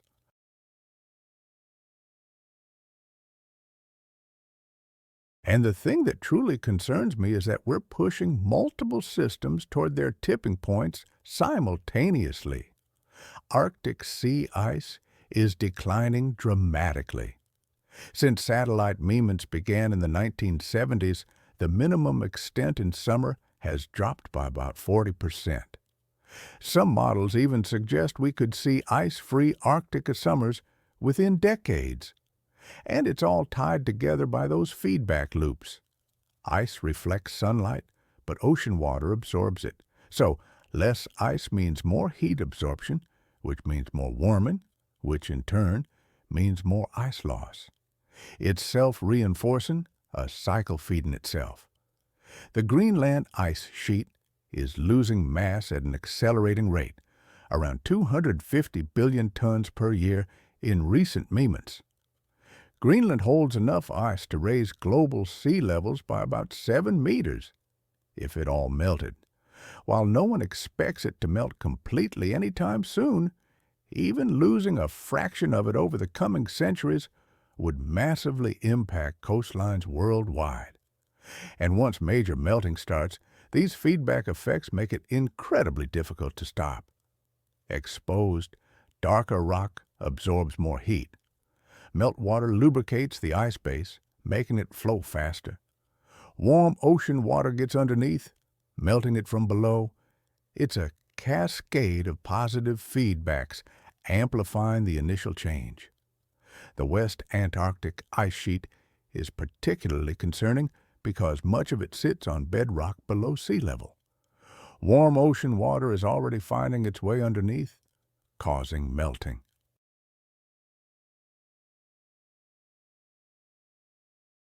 Some scientists believe that major portions of it might be committed to collapse over the coming centuries, even if we stopped warming today. If that happens, we're looking at 3 to 5 meters of sea level rise. That would fundamentally reshape coastlines globally and displace hundreds of millions of people. The carbon cycle is being disrupted in ways that mirror the Ice Age cycles, but reversed and happening much faster. During glacial periods, carbon dioxide dropped to around 180 to 200 parts per million. During interglacials, it rose to about 280 to 300 parts per million. This roughly 100 parts per million swing took tens of thousands of years, driven by natural ocean and vegetation processes. But we've increased carbon dioxide by over 140 parts per million in just over a century. We're replicating the natural cycle's entire range in a tiny fraction of the time. And we're blowing past natural interglacial levels, venturing into territory Earth hasn't seen for millions of years. The last time carbon dioxide was this high was probably the Pliocene epoch, around 3 million years ago. Back then, temperatures were several degrees warmer than today. Sea levels were 15 to 25 meters higher, and the Arctic was forested instead of ice-covered. That's where we're headed if we don't change course. The rate of change matters as much as the magnitude. Ecosystems can adapt to gradual changes over thousands of years.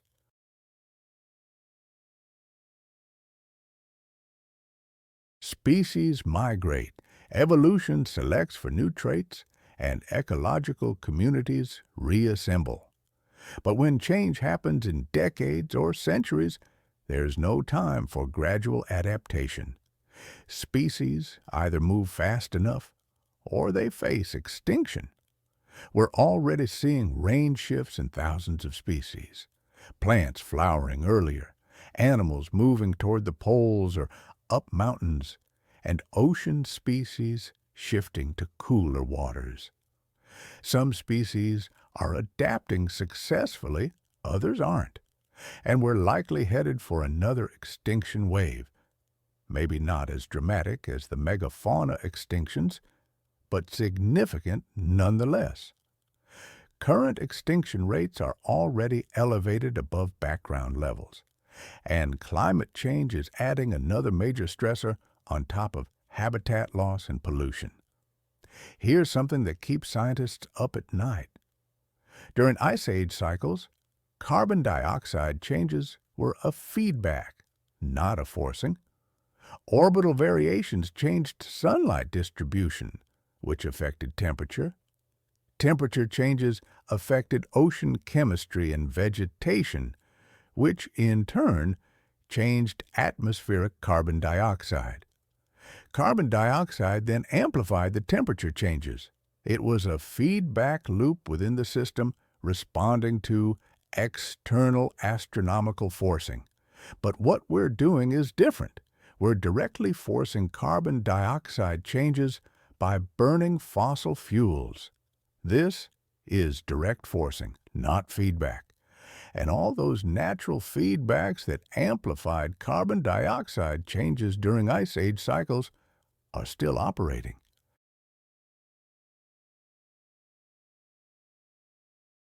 They're amplifying the changes we're causing. We're pushing on a system with built-in amplifiers, and we don't fully understand all of them or where the thresholds lie.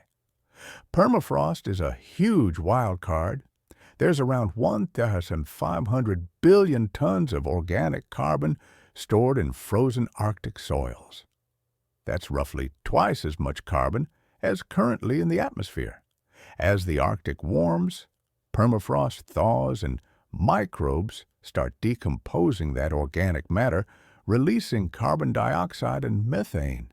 It's a classic feedback loop. Warming causes thawing. Thawing releases greenhouse gases, and greenhouse gases cause more warming. How fast this happens is uncertain, But the potential for permafrost to become a major additional carbon source is real and, frankly, scary. The ocean has absorbed about 90% of the extra heat trapped by greenhouse gases so far, which has slowed atmospheric warming, but at the cost of warming the ocean itself. Warm water holds less dissolved oxygen. We're already seeing expanding dead zones where oxygen has dropped too low to support most life. Marine organisms are stressed by warming, acidification from dissolved carbon dioxide, and oxygen loss simultaneously. Coral reefs are being devastated by repeated bleaching events.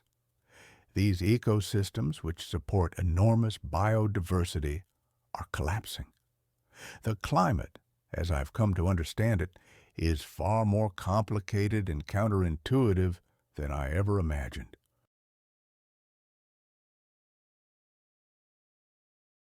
I've been especially struck by the evidence suggesting that the Atlantic Meridional Overturning Circulation, or AMO, may be weakening.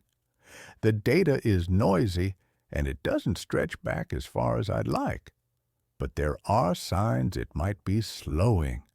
And if it weakens significantly or even shuts down entirely, it could trigger regional cooling in parts of Europe. It's a paradox, really. Global warming potentially causing regional cooling. Understanding the 100,000-year cycle has taught me just how sensitive Earth's climate is to even relatively small changes. The orbital variations that trigger ice ages, for instance, involve only tiny shifts in the seasonal distribution of sunlight.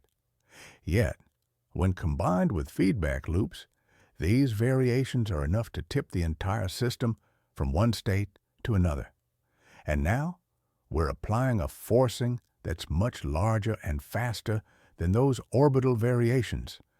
The response, I believe, will be substantial. The only real questions are how substantial and over what time scale. Climate, I've learned, has a momentum all its own. Ice sheets take thousands of years to grow, but they can collapse far more quickly. Once major melting begins, stopping it becomes incredibly difficult. Changes in ocean circulation can be equally hard to reverse. Some of the changes we're causing are essentially irreversible on human timescales.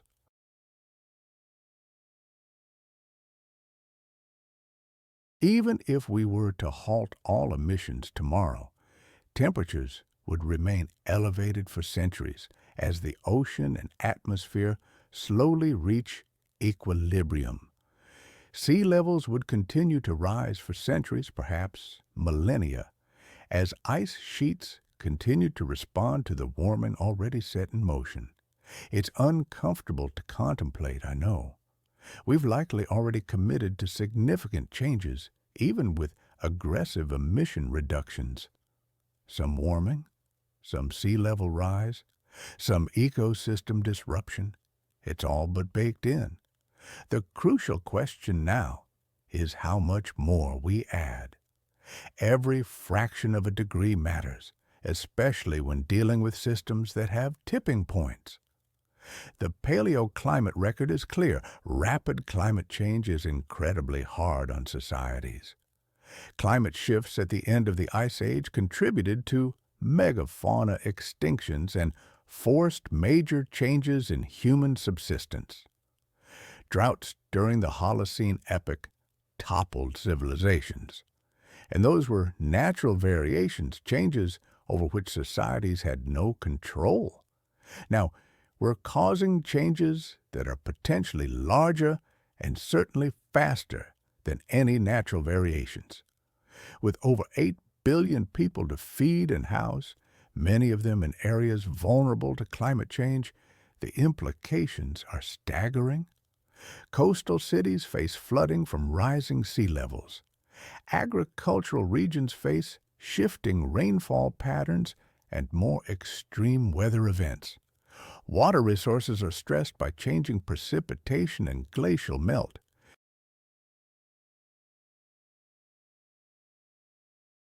Tropical regions could see temperatures exceeding the limits of human survivability for outdoor work during heat waves. Island nations could literally disappear. The humanitarian implications are enormous and, tragically, unequally distributed. Those who have contributed the least to causing climate change are often the most vulnerable to its effects. But understanding the problem is the first step toward addressing it. We know more about the climate now than ever before. We can see changes happening in real time with satellites and monitoring systems. We can model future scenarios with increasing accuracy. And we have technologies available that could dramatically reduce emissions if deployed at scale. Solar and wind power are now cost competitive with fossil fuels in many places. Electric vehicles are becoming mainstream. Energy storage is improving. Carbon capture is being developed, though it's not yet proven at the necessary scale. The challenge isn't really technological anymore. It's political, economic, and social. Getting 8 billion people to coordinate on emission reductions, equitably distributing costs and benefits, navigating competing interests, that's the hard part. Climate change is the ultimate tragedy of the commons. Individual actors benefit from burning fossil fuels, but everyone suffers the consequences. Solving it requires collective action on a scale humanity has never achieved. I know some people feel despair.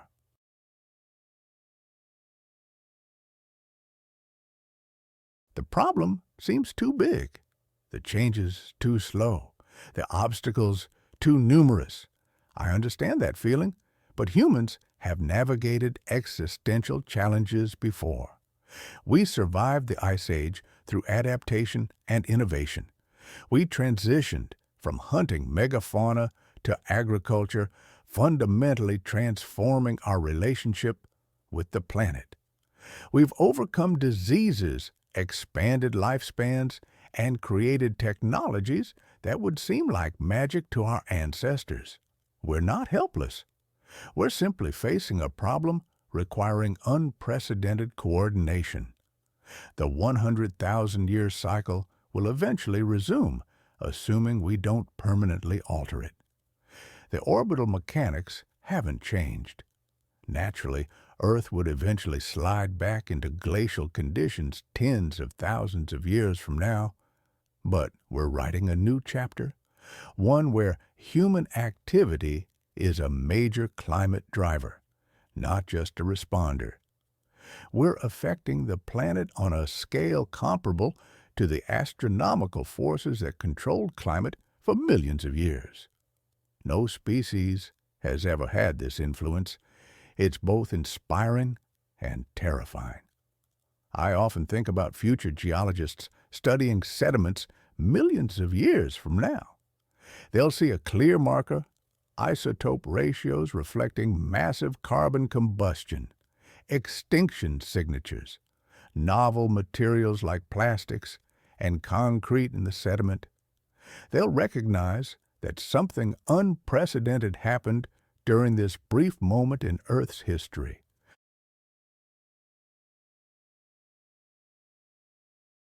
Whether they'll also see evidence that we successfully navigated the crisis, that's still an open question. The answer depends on what we do in the coming decades. The cycle reminds us that climate is dynamic, sensitive to forcing, full of feedbacks and tipping points. It's not a stable, unchanging background. It's an active system responding to inputs. For millions of years, those inputs were natural. Now, we're adding a new input, and the system is responding. We're living through something unprecedented. In the 4.5 billion years of Earth's history, never has a single species understood the global climate system while simultaneously altering it. That's us. We have knowledge and power unlike anything any organism has ever possessed. What we choose to do with that knowledge, with that power, will determine Earth's trajectory for thousands, even millions of years. No prez, as they say. The Ice Age cycles have shown us that life is, at its core, resilient. Earth has weathered dramatic climate shifts before. Life survived the asteroid that wiped out the dinosaurs. It survived ice ages. It will survive this too. The real question isn't whether life will endure, but whether human civilization, as we know it, will thrive. Or will we face disruptions that could have been avoided with foresight and decisive action? I began by discussing the mystery of the 100,000-year cycle and how scientists patiently unraveled it.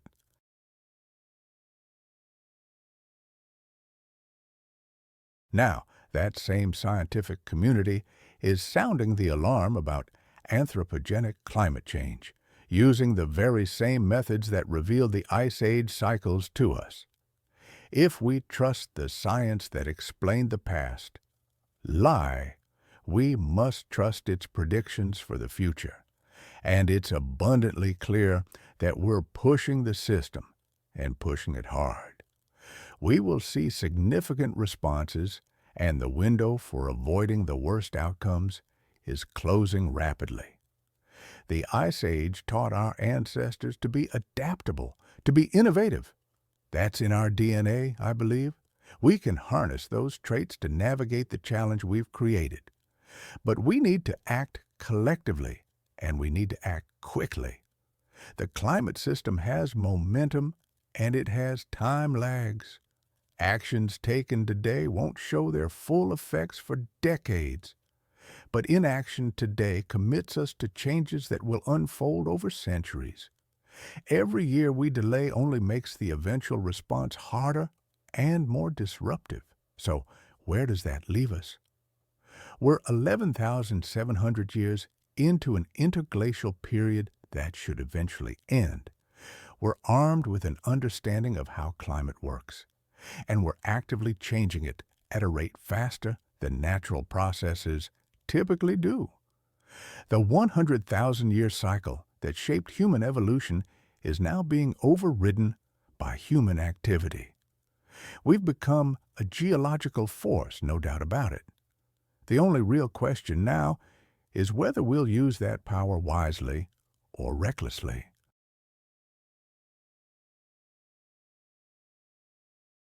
The answer to that question will determine what kind of planet future generations inherit. Will they view us as ancestors who rose to the challenge, or as a cautionary tale of a species that understood the problem but simply failed to act? The clock is ticking.